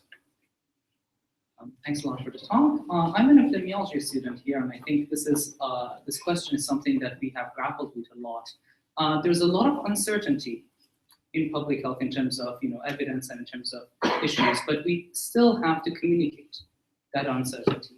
So I'm wondering, in your career, how do you deal with that? How do you communicate that uncertainty to the public? Because especially in issues with the outbreaks, having Ebola, or in other cases, we have this challenge, and how do we overcome this barrier? I think like actually addressing it is something like in the same way when we're talking about corrections, like being open and transparent and fixing things openly and responding to people. I think it's almost a very similar thing when there's uncertainty, when you, like with some of the Ebola reporting, there are huge questions about the virus that we don't know. That we haven't answered. We've never had an outbreak of this size. Like they've always been these tiny isolated outbreaks. So we were learning a lot during this epidemic. And a lot of the reporting was kind of being too, not acknowledging those uncertainties. And I think that almost got people's backs up a little bit more. And that was a problem in some of the public health communications in the US. And kind of backfired when we ended up having patients turn up here when some of the public health officials were saying there's no way it's going to be an issue in the United States. So I think, it's really useful to kind of acknowledge uncertainty and weave it into your story somehow, and just be honest about it. It's the gray area that Andre was talking about a little bit. Yeah, it's exactly the hardest thing we have to write about is the gray, right? So I have on my desk, above my desk at work, the only thing I have on my little board behind my desk is a little quote from Einstein, which says, make everything as simple as possible, but not simpler. And I think that's, because I have that there because I think that's the #1 challenge in our work every day. Just make things comprehensible and simple to people, but not to the point where they're wrong. So we have to really try and get that balance, and that's what uncertainty is all about. You know? Yeah, we know this, but we don't know it 100%. But you have to be careful. So something like vaccination, well, maybe it's not 100%, but it doesn't have to be. You know, 99, 95 is good enough, and that's the message you have to get out. Ultimately. Yeah, I think that's sort of key, is that translating or explaining to your audience that something is uncertain without your rhetorics sort of casting doubt on the credibility of the scientific enterprise, which I think can be a challenge even to those of us who are ourselves scientists. Talking about doubt and uncertainty is just really challenging, and I guess I would just caution that you don't necessarily throw doubt on science itself so much as sort of illuminate for your audience that, yeah, science has limits and human knowledge currently has limits. It kind of goes back to that idea of like instilling, like having an appreciation for the scientific process, and that scientists are never certain. And communicating that and instilling it in, or I guess like conveying it to your audience and instilling that appreciation for that's kind of what makes science beautiful. So I think, yeah, there's ways to do it. It's a good question though. It's a real challenge. I think it's interesting as well that we're dealing with people who want to deal with proportional information at a time when the culture is in a period of high anxiety and often hysteria, especially since 9/11. And it's been one damn thing after another that has kept the public in a state of this heightened anxiety. And so it's even more important, I think, for the journalism to make sure that we're not in the business of spreading moral panic throughout the culture. Yes, next. Hi, my name is Alessandro Sisti. I did my undergrad at U of T and I'm a student at Ryerson right now. So earlier in the talk half of this symposium, you talked about how systems issues were something that might be underreported, healthcare system issues. My question is, I'm wondering who, I personally love reading reports on that, but I'm wondering who the audience would be for things like that, because in Ontario especially, healthcare I haven't seen be much of a political issue. Like in the last election, for example, there was some dispute about things, but really I think politicians don't want to talk about healthcare too much. So if you want to talk to the public about the healthcare system, I'm just wondering what your motivations are and who you're trying to reach when you write about these things. It's a great question. I guess I'll start. I mean, who are we trying to reach? Our audience, we've actually identified sort of 4 core people that we want to reach. One of them is other journalists, because we want to spin Andre as much as possible without him knowing he's being spun. Patients and the public, and decision makers and frontline practitioners, actually, because we actually think that a lot of the system, a lot of the problems that are in our current system arise from the fact that the public and decision makers and frontline practitioners are actually not aligned in what they think is important, in what they believe about our system, or anything else. And so part of what we're trying to do is kind of create alignment. And one of the reasons we try and communicate to journalists is that that message then gets translated out to a much wider audience than we could ever hope to reach with our modest blog. And you know what's interesting is what we found with our site is that we sort of reach the interested and the willing. So we're definitely not, we may reach members of the public, but it's not through the normal channels. It's actually almost entirely through Google. It is through having done a ton of search engine optimization on our site. And what you find is that people at certain stages of their journey through the healthcare system get real interested in the healthcare system. And that's when we kind of get our little hooks into them and try and make them kind of regular readers. And it's those people who are engaged as patients who we want to get involved in system change. So that's kind of our kind of approach and theory to change. I think the challenge is writing about system change without saying it's about system change, because then it's too boring. So that's why we use anecdote, and we use, you make it about a person's journey. Why did someone spend 34 hours in the Winnipeg emergency room and then be found dead?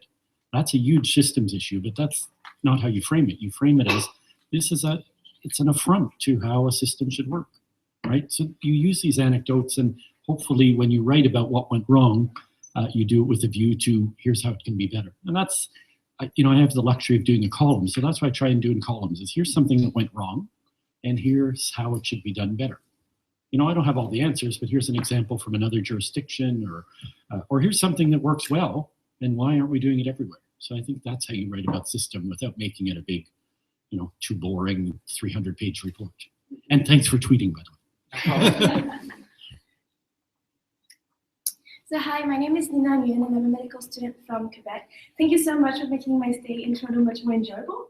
So we know that health journalists deal with a significant amount of scientific data and evidence during their daily work, but why aren't they held more accountable to their readers? And is there a way to improve this?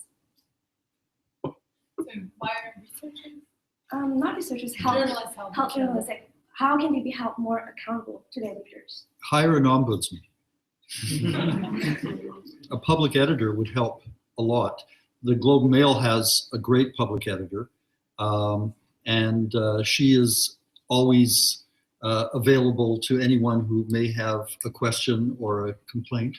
Other media organizations don't feel that it is quite as useful to have one. And they're slowly, there were 14 news ombudsmen, newspaper ombudsmen, who are, if you're not too familiar with the term, an independent monitor on behalf of the public on the content inside the media organization.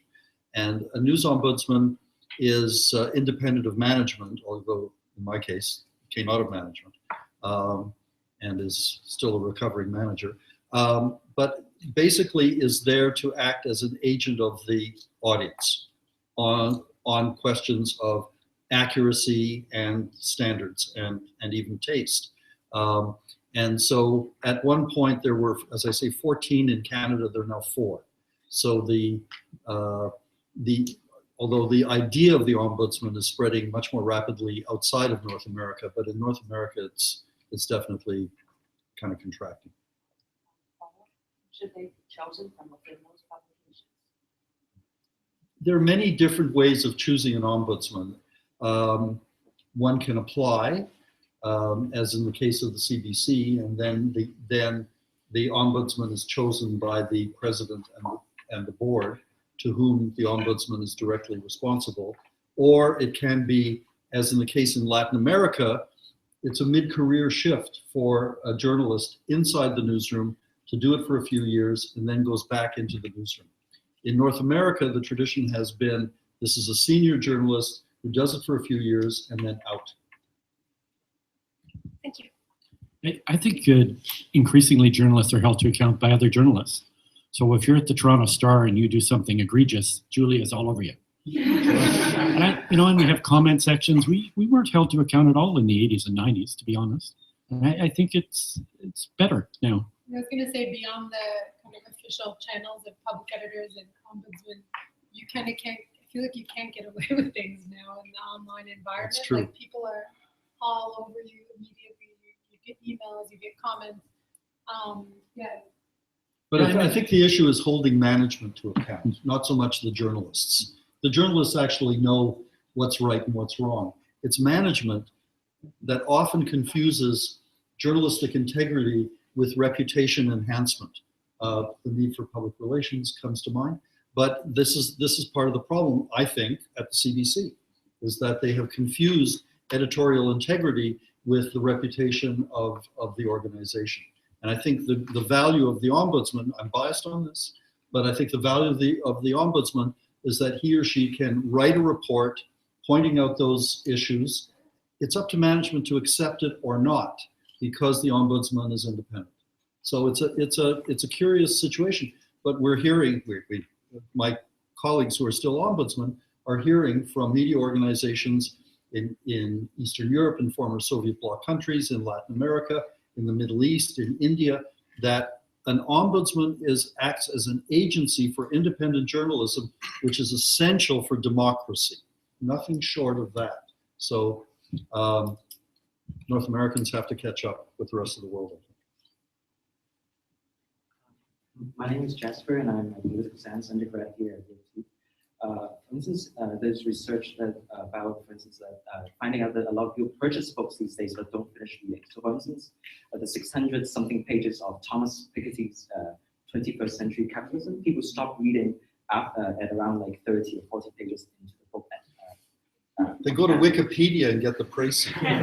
So, Seriously. for instance, like on the question about like web analytics, do you personally use web analytics trying to optimize the completion of reading rate of your readers?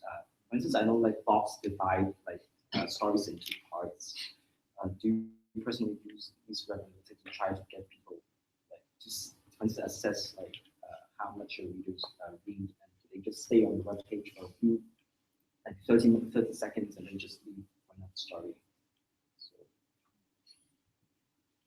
Yeah, I spend a ton of time looking at the site analytics of our site and have spent a ton of time optimizing our site as much as possible in all ways. And so I tell every single person that writes for Healthy Debate that they're based on the subject, and if it's an opinion piece for a featured article, how many minutes of time they can expect.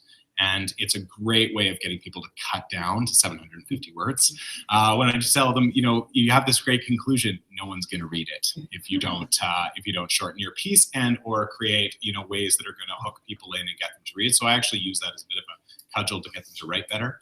And yeah, so I'm very aware of it, and we try as much as possible, acknowledging that we are for the most part in the long form essay business, to try and break things up and drive pieces in a logical way that's going to keep people reading.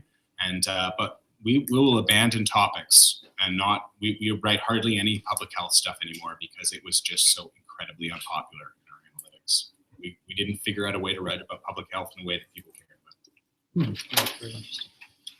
Thank you. Hi, thank you. My name is James and I'm a student in health systems. And I guess my question is, with this most recent Ebola outbreak, one of the lessons towards the end has been, or one of the closest has been, our biggest enemy in being able to totally stop Ebola is complacency. And I think that this applies into the media as well. And so I guess my question is, of course, given the trend was there's explosion in coverage and then it just drops after a certain point, is this inherently how it's going to be, or are there ways to kind of overcome this and sustain coverage so that when things get less newsworthy or less important, they're still reported on? That's a huge topic, if I may.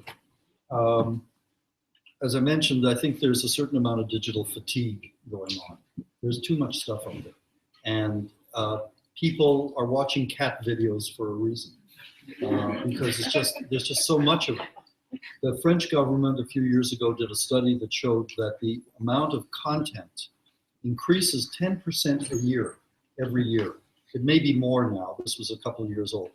And the issue, I thought, was there aren't 10% more eyeballs every year. They're basically the same number of eyeballs. So that people are overwhelmed.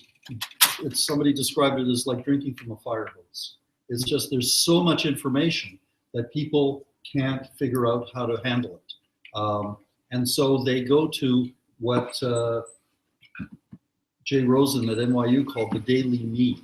They tend to want to go to information that feels most comfortable, that they can live with, that they recognize, that is assuring. So yeah, it's a big challenge for all media organizations to figure out a way to aggregate an audience, and that is the challenge for media managers to figure out how to do that. It's not the old days where there were 3 networks and a couple of major newspapers. That's gone. And the idea of appointment journalism, what we called in broadcasting appointment radio or appointment television, where you turn on the TV set at 10 o'clock at night to watch the National. Why should you? You already know what's happened. And the National is basically repeating what you already know with the advantage of a few pictures. The challenge for media organizations is not the what happened, but the why of what happened. And that when news organizations start doing more of that, like Andre's doing, that's when they start to gather in more of an audience again. But the old days of mass audiences, I think, are gone, and we're at a what the sociologists, God bless them, call disintermediation. This is the fragmentation of audiences, and they ain't coming back in a mass. So that's, to me, the big problem now. I do think there's more to the question, though, in terms of the news cycle, right? I mean, the news cycle is not a new problem of the digital age. And, how we keep things on the new, survive, stories that need to survive, how do we make them survive in this kind of 24-hour or 48-hour news cycle is a real problem. I suspect that you'd get incredible pushback from your editors if you said tomorrow, I really want to do a piece on Ebola. Isn't Ebola over? Well, really, no, it's not. It's still, although actually in some countries they're getting a handle on it, which is fantastic news. But it feels like it's over, and I think this happens all the time. And we've made a point of trying to do what have turned out to be some incredibly unpopular stories of kind of following up on things that have dropped out of the news cycle. And surprise, surprise, nobody seems to want to read them. Everyone feels like they know it or they're bored. And I'm definitely still covering Ebola stories, and they don't do well in the analytics generally. That's not true as a rule, though. Sometimes, I think it's on the journalist probably to find interesting and surprising ways still to cover things that don't feel like something that your audience has read 50 times, and they will read it. Maybe it won't do as well as it did at what I call peak Ebola interest, which did not align with actual peak Ebola in the world. But what was I going to say? I lost my train of thought. See, short attention span. Right, it's true. Right? These days. The digital era. You need those jolts for a minute. Just get you a Dr. Pepper and crank it up. Mountain Dew. Red Bull. The Red Bull theory of journalism. The challenge is, how do you make the interesting important and the important interesting? And that is the. I remembered. I knew you would. Okay. I said that because I knew it would trigger right, something. there we go. So I think that the idea is, as a reporter, you have to. So my editors know that if I write another Ebola story, it's probably not going to do gangbusters as we saw at peak Ebola. But you still have to kind of. The way I think about those stories as a reporter is maybe it's not going to get 1 million clicks or whatever, but it's something that needs to be told. It's going to resonate with the people, with my audience, the people I'm trying to reach, and researchers who I know are interested in the issues, and kind of put me maybe on the radar as someone who still is looking at these things and is looking at and you know what I mean? You kind of, for credibility of the website and for credibility of my own work, to know that, I was there and I covered that, and that's important to some people. And maybe it's not important to a mass audience, but it's important to a few policymakers, or, you know what I mean? That makes sense. The senior editor of the National, when I was there, wouldn't accept a story that he called, it's more wheat and moose, which he meant were sort of resource stories that were deeply Canadian, perhaps essentially CBC-ish. So we've had to figure out ways to cover wheat and moose in a way that made sense for people who live downtown. And we didn't do it that well or that often, but occasionally we have. Karen. Hi there. One of my students. Oh, my name is Karen. I'm from UTSC, and I'm currently studying psychology and health studies. And currently starting up a mental health magazine. Jeffrey's actually one of our advisors. And so my question is on mental health. As you know, the most high risk group age range is between 15 and 24 for mental health. And my question for you is very basic. How well do you think are we covering this age range in terms of their mental health, and what are some of the challenges? Well, being the teen reporter here, I think a paper like mine does a terrible job, of course. That's not our demographic. It's not our focus. But I think they depend on other venues. So I think there's some fantastic websites, Facebook pages that young people go to. And I think the challenge is getting young people to the right resources. Because there's a lot of bad stuff out there too. I was just visiting a eating disorders clinic where I was looking at these pro-anorexia websites with the doctor. And pro-anorexia? Yeah, they promote people killing themselves essentially slowly. So that's really disturbing, because that stuff is, and she showed me the number of hits they get. So there has to be a way to counter that. And it's not going to be done through the Globe and Mail, right? There's not any 15-year-old on earth who's going to read the Globe and Mail. And that's not our audience. But so, their parents might. Yeah, so we do write, that's how we write about teens, is parents who are struggling to get care for their teens. Mental health care for young people is probably the worst waiting list of anything in Canada. It takes a year to see a psychiatrist in Ontario, on average, a year. That's, and a tenth of a child's life at that point. It can leave them irreparably damaged. So those are issues that we can write about for their parents. But how to reach the young people, I'm not sure. I think that's a much bigger challenge. So go do it. Yeah, places like Vice was really interesting. This idea that like to go where people are actually congregating. So instead of like Vice in the early days, instead of creating their own, they have the website and everything, but they went to YouTube because people were on YouTube and they were one of the early people, one of the early news organizations that did that. And I think that's incredibly instructive. So thinking about like where are these people already congregating and trying to somehow tap into that and Yeah, I would follow up and say, like, it was something we've struggled with, and I think Vice did it well. And to just acknowledge sometimes you don't need to worry about the brand. The meme or the idea is more important than your brand. And go where people are. And if nobody really knows that it was you that got that content out there, in the end, if you're doing this for public service, it doesn't really matter. To consider going into those channels is difficult to reach kind of spaces that are resistant to kind of traditional new media branding. I mean, that's where I think social change is most likely to happen, where you can do the most good. Thank you. Hello, my name is Lana Mager, and I work in communications at the Wellesley Institute. I'm a bit of an infiltrator in this room of journalists. You're more than welcome. My question is about dealing with PR and comms people. So you kind of talked about not enjoying dealing with these people. And I know that was a bit more in the context of trying to get a quote. But you also talked about really wanting more journalists to address the social determinants of health. And I think that often the people that best understand the social determinants of health are people from these small independent research organizations or service providers. And those organizations usually have PR and communication people who advocate, who work to amplify the messages of what these organizations who deal with people with lived experience of homelessness, poverty, etc. That's what they do. So my question is, how do those PR and communication people establish good relationships with you so that they can amplify the messages of these organizations that deal so deeply with the social determinants of health? No, please. Well, when I was referring to like ignoring PR people, I meant kind of the zillion emails I get every day about this, I don't know, like this ridiculous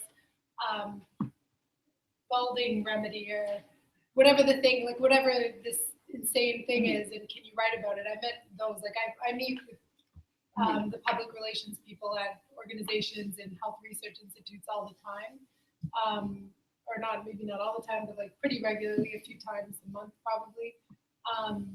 And usually that's through, like for example, I met with the PR person at a big organization that represents that seniors in the US.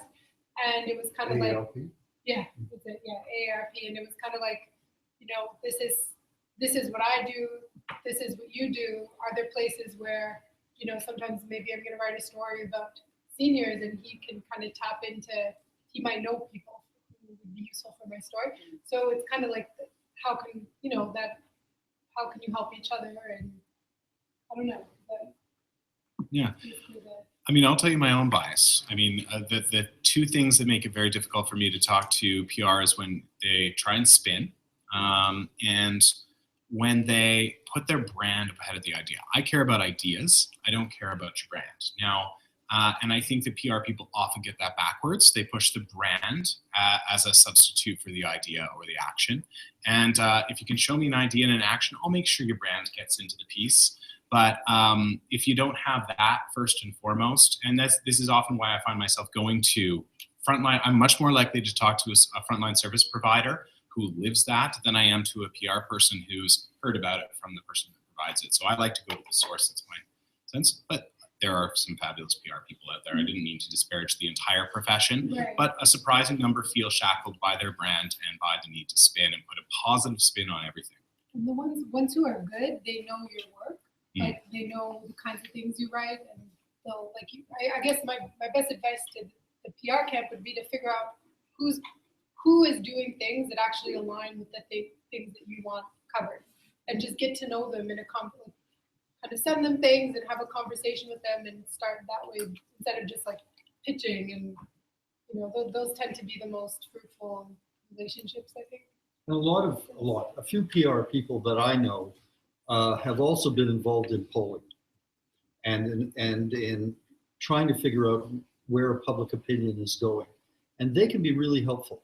That kind of information tends to contextualize a story, or actually to go to a PR person with some polling background, surveying background, and say, there was just this story about 30% of all women in Canada have been raped.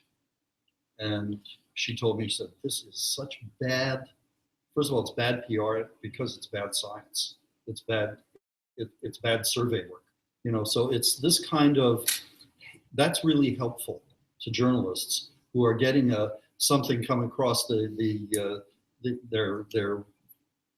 computers that claims something. And many journalists, especially young journalists, I'm afraid, don't understand how polling works. And so if there's a story that says 82% of Canadians want tougher penalties for major crimes, and then to show them that this is really a lousy poll, the sample size is wrong or small, and it was done between 2 and 3 in the afternoon in 2 cities. It's all that kind of stuff that can be really helpful to journalists. Jesse Brown talked about that in his last podcast, but well, maybe don't like Jesse. No, I think Jesse Brown is great, and I wish there were more media critics of that sort. Maybe not quite like that, but that sort in Canada. We have a poverty of media criticism in this country. I would just add I would emphasize what Julia said, is the best PR people are ones who read, who actually know who they're dealing with. Like, don't send me stuff about there's a new railway track that's come out. Like, that's the stuff I go like, why are you sending this to me? The other important thing is to feed off the news, right? So somewhere like the Wellesley Institute, StatsCan has new housing figures out. That's when you drop an email to the reporter saying, hey, we've got a great report on homelessness. It's a spin-off of this, because we love doing follow-up stories and we're essentially lazy. So once the topic's out there, that's you have to pick your moments. That's how you build relationships. And again, that's the good PR people are, there's someone at Queen's University who, when there's a new report coming out, like, because we get all this stuff under embargo, so there's a New England Journal piece on hepatitis C. And the day before, she just sends a little email saying, hey, we've got a good hepatitis C researcher. Doesn't say anything else. There's no long, it's just that. And you go, oh, okay. If I'm doing that story tomorrow, Queens, that's easy enough. I've got the phone number. So that just really simple stuff is what makes good PR people. And universities have often not very good PR people. So we found that they're getting better, and UTSC is just fine. Thank you very much. They get me on the radio quite a lot, and television. But other universities are really, they have this blue book of experts that can help journalists. And in fact, often these experts, these faculty members are absolutely not interested in talking to the media. It's really bizarre.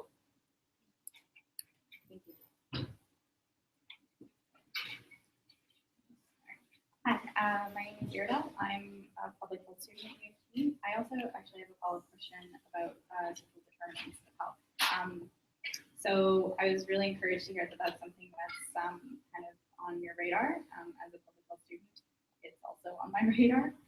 And we kind of have this conversation in and out of classes where I think one of the biggest difficulties for me as a public health practitioner, newly emerging, is trying to capture, broadly speaking, social determinants within public health, because it's so much beyond the scope of public health.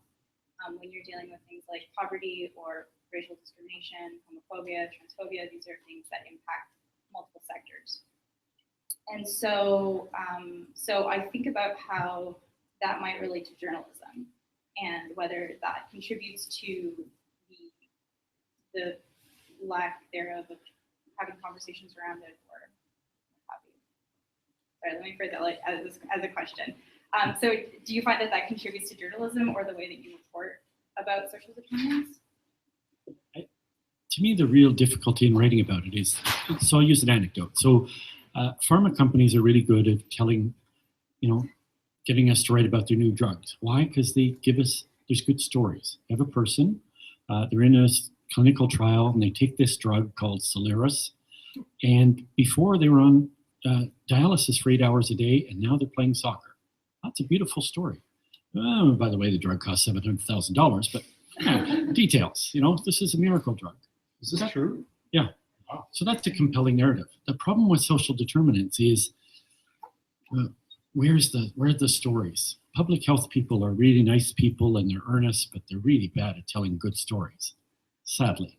So work on that part, And then there's an added difficulty is I can tell the story of poverty, but oh, you're exploiting the person. Oh, you can't talk to our client. Can you not identify them by name because you're going to, well, then it just becomes like people don't take things seriously that don't have a real name. I find condescending to you. Well, Margaret lives in, a poor part of Toronto. Give a real name, a real, just like you would the Prime Minister. I don't think you should. I have this constant difficulty with writing about these issues because of that. We're so afraid of offending people. Once you get to people, they're not offended at all if you write about them, I find. I've written about people on the downtown east side and they don't have any problem. They find it empowering to have their story told. But there's these real barriers that there aren't in medicine. So sorry for the rant, but that's a real difficulty in writing about these issues. I would go one step farther too and just say that we need to find a better term than the social determinants of health. Robert Wood Johnson Foundation in the US did a fantastic report that every single person in public health should read about the term social determinants of health and showed that it fundamentally anybody of a conservative leaning is instantly turned off by those words and will shut down and not hear anything else you say. And that has created a political divisiveness. And the idea alone is somewhat politically divisive in that it, by its nature, seems to support the welfare state and whatnot. But if we could find better language that resonated with people on both sides of the political spectrum, if you can figure out that language, more power to you. That's what we need. I think we need that if we're going to move the dial on that. At NPR, we found that people were more willing to fund science journalism than any other part of NPR. And even with the issues around creationism and evolution and anthrax, we still were swamped with offers of millions of dollars to do science journalism, partly because it is not seen to be as controversial as foreign reporting, Washington reporting, national reporting. Science was it. As a result, the science unit at NPR is huge. It's kind of deformed the journalism at NPR because there's so much science reporting because we got all this money that we have to spend. It's great if you're a science journalist. Thank you. Hi, my name is Sharon. I'm a fourth-year medical student at UT, entering family medicine. And my question for my question for the panel is the following. So, in my clinical training, I'm often on the receiving end of patients who have read things in the news, concerns or things that they think are helpful to their chronic illnesses. And I was just wondering what your thoughts were on the role of physicians in health reporting, health journalism, and how physicians can take a more proactive role as opposed to fending questions from articles that they haven't read in the news. Are you saying we should stop reading WebMD? I'm kind of addicted to myself.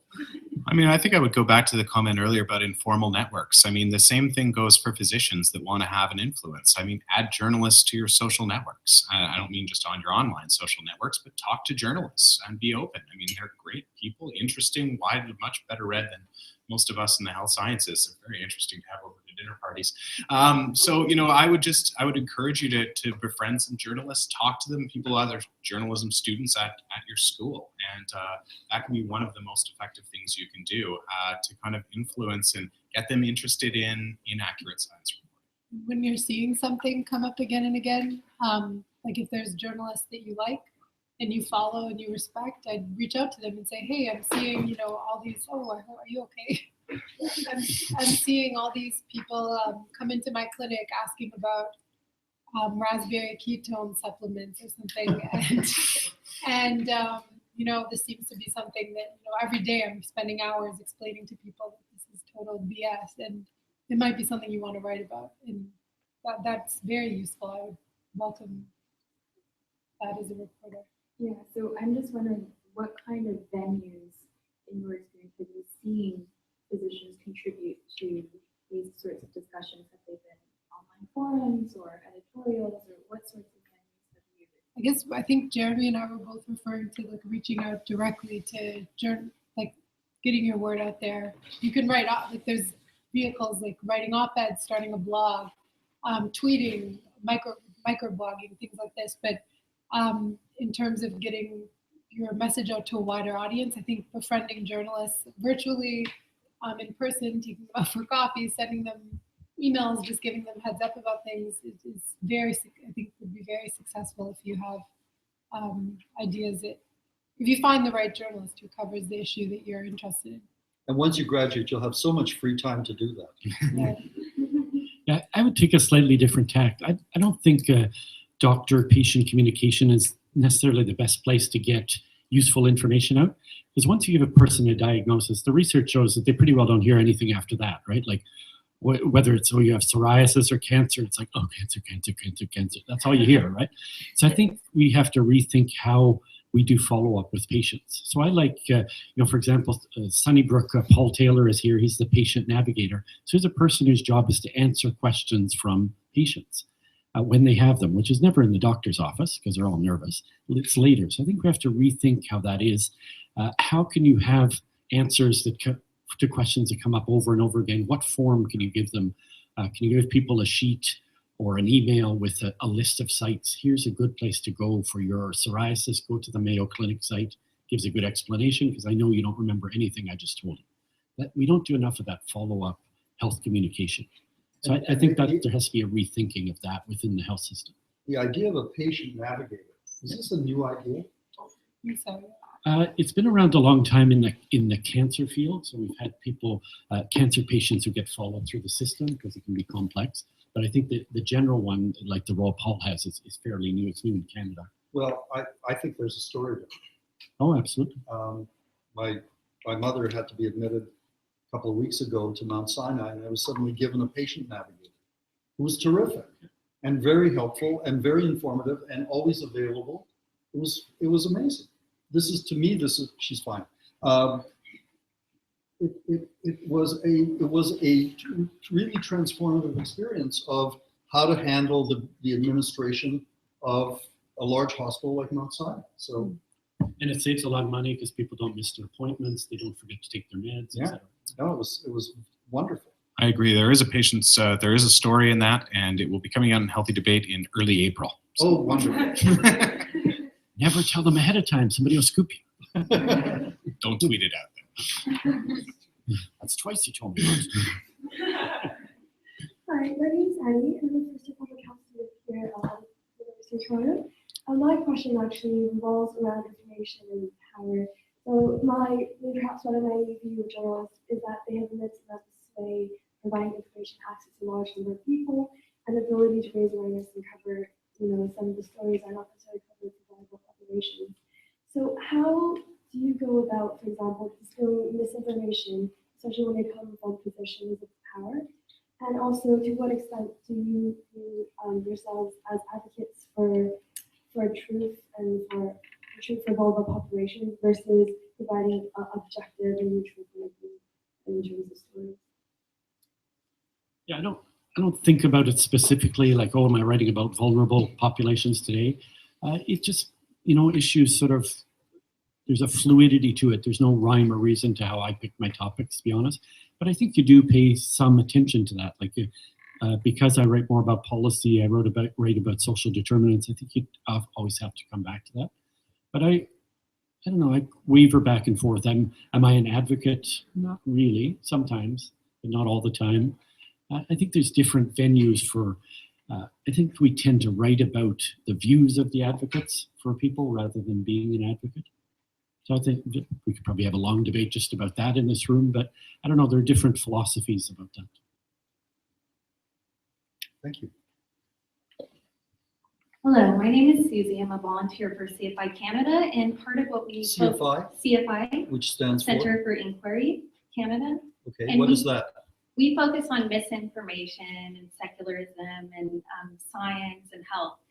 And one trend that I've noticed that's really, I don't know, I feel like I'm wondering if journalists should be focusing a lot more on the images they're using alongside, say, a vaccination story. For instance, the headless doctor with a gloved hand and a giant syringe with a crying child.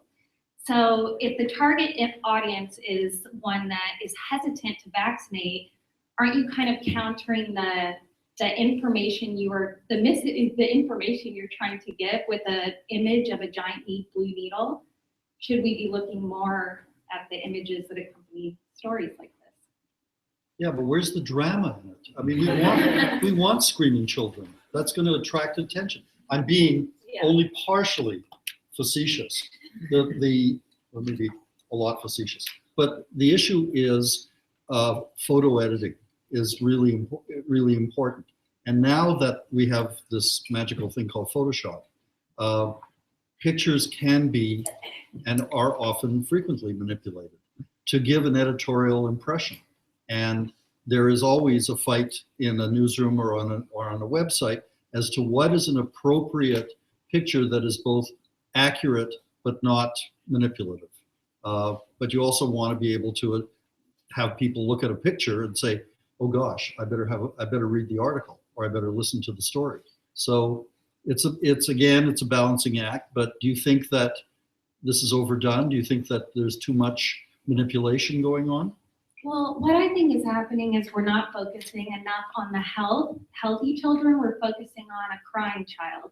Whereas some journalists have used photos of like a happy baby and a smiling pediatrician above them in an article used to counter misinformation. Do you really think that's going to get someone to vaccinate or stop someone who is going to vaccinate from vaccinating? Well, what I worry is I think that somebody that's very polarized, that's totally anti-vaccination, isn't likely to change based on any story they see.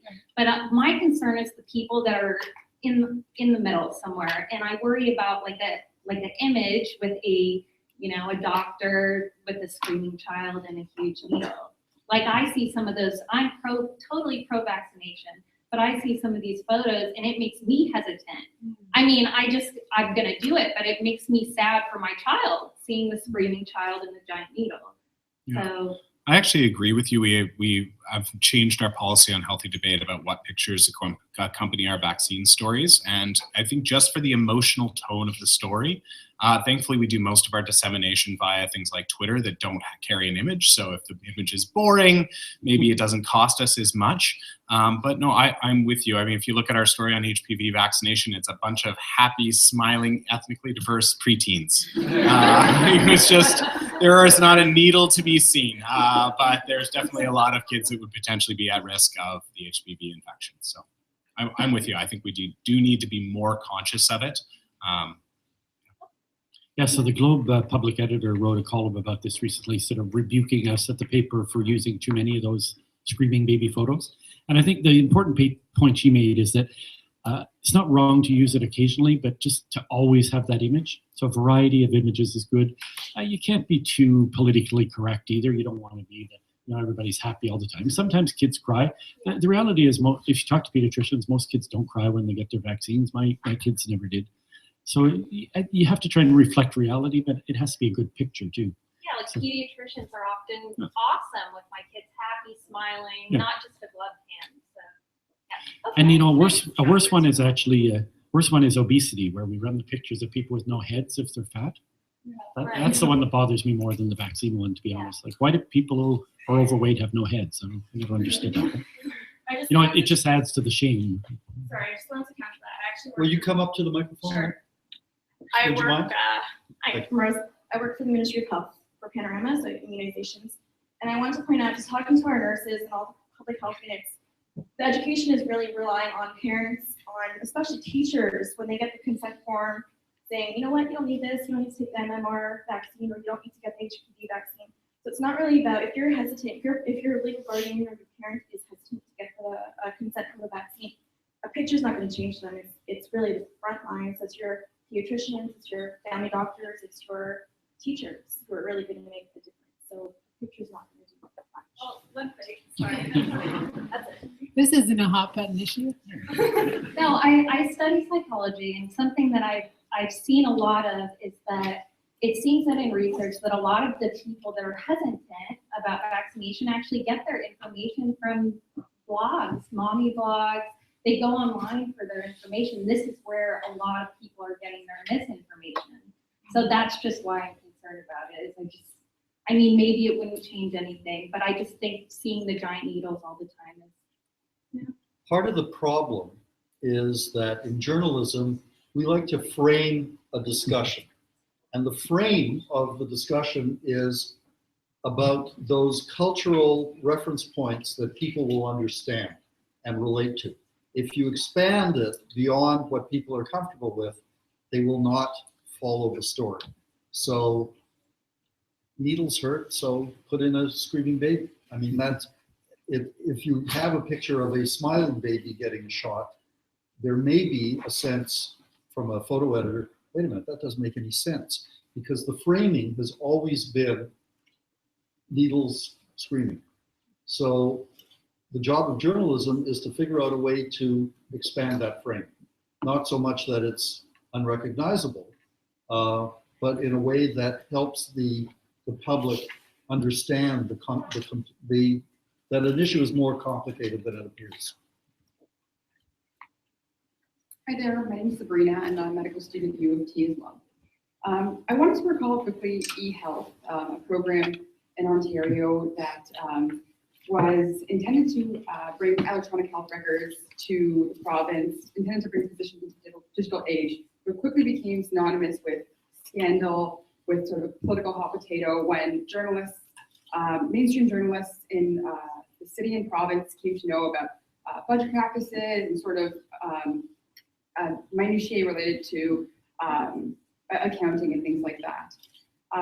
And there's a lot of ways in which health stories like eHealth, like the Affordable Care Act, like the Interim Federal Health Program, all of these are politically contentious. My question to you is, how do we report on health stories in a responsible way when things are politically contentious? Well, I think the reality is you can't separate the politics from it often. So the eHealth story is a good example of how that story quickly had nothing to do with eHealth. It became about somebody expensing their cookies for $1.49, right? So it became about the culture of entitlement and et cetera. And that was all an important story. And the collateral damage was eHealth, just no politician will touch it. It's just poison, right? Now, is that bad health reporting? No, it's actually good political reporting. What was lacking from that is we should have had more stories saying, listen, eHealth is still important, even if we had these managers who are terrible and bad practices. That aside, that has to be fixed, but also we have to move on with eHealth. So I think that's what was lacking, was just that other little push. I did a couple of columns on that, but I don't have much influence on the government of Ontario. But, you know, we just needed, I think, a little more balance. But I don't think that story was bad in itself, because there were problems. It was badly managed from beginning to end, unfortunately, and billions of dollars were wasted. That's the reality. And you just have to ask yourself as a journalist, who am I serving here by doing the story in a certain way? how can we make sure that the public are the people who will benefit most from this story? Not the politicians, not the people of influence, not the people in power, not the advertisers, your audience.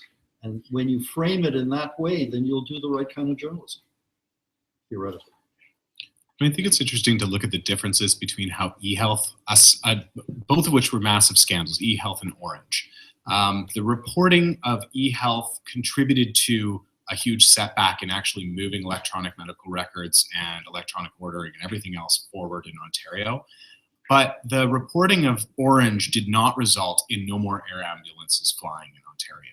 And I couldn't tell you exactly where the differences lay, but there was something in the mix there that is important, and we might want to sort of do a case study to understand that better, because Orange was a huge story. It sold a lot of papers, got a lot of clicks for the Toronto Star, and they did a real public service in identifying the problems that were going on there without somehow just destroying the organization and all the progress that had been made there. Because actually they did make a bunch of progress in the air ambulance system in Ontario, and we didn't lose it, whereas we lost a ton of progress in the So I'll tell you the answer. The answer is e-records are invisible and helicopters are fancy things that boys love. Love that. That's the difference. So, you may well be right. There you go. We have time for one more. I think this gentleman has not had a chance. Hi, I'm Shirito. I'm studying microbiology and global health. So you mentioned how you didn't know that there's a best-selling children's book, which is an anti-vaccine book. Do you think that people who buy that book and follow it, do they know about, let's say, the takedown on Twitter of Toronto Star? Like, are they similarly unaware as we are of them? And how do you reach them, or do you even want to? How do you strike that balance? There's actually a lot of research on how essentially we can't change people's minds. It's really, really, really difficult. There's probably and then there's debates about should you even, to what extent should you report on this? Does it give people a feeling that it's more credible if they see it in a mainstream publication? So that's something to think about.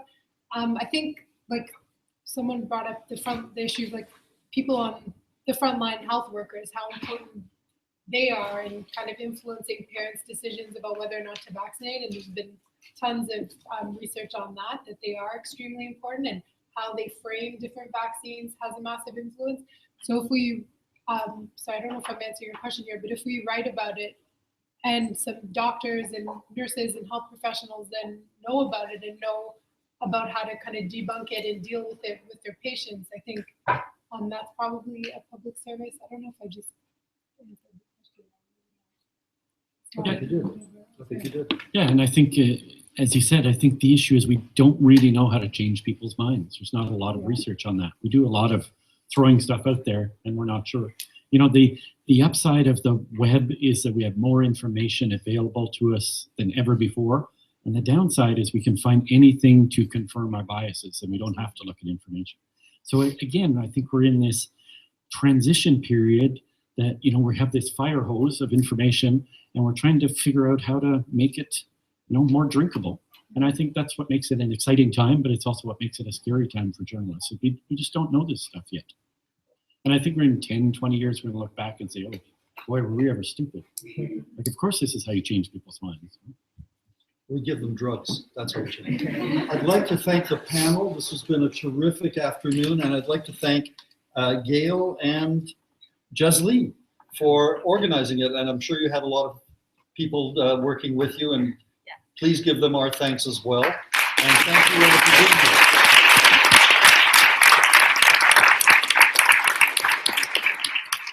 Thank you to all of our panelists and our amazing moderator. We really, really appreciate you being here.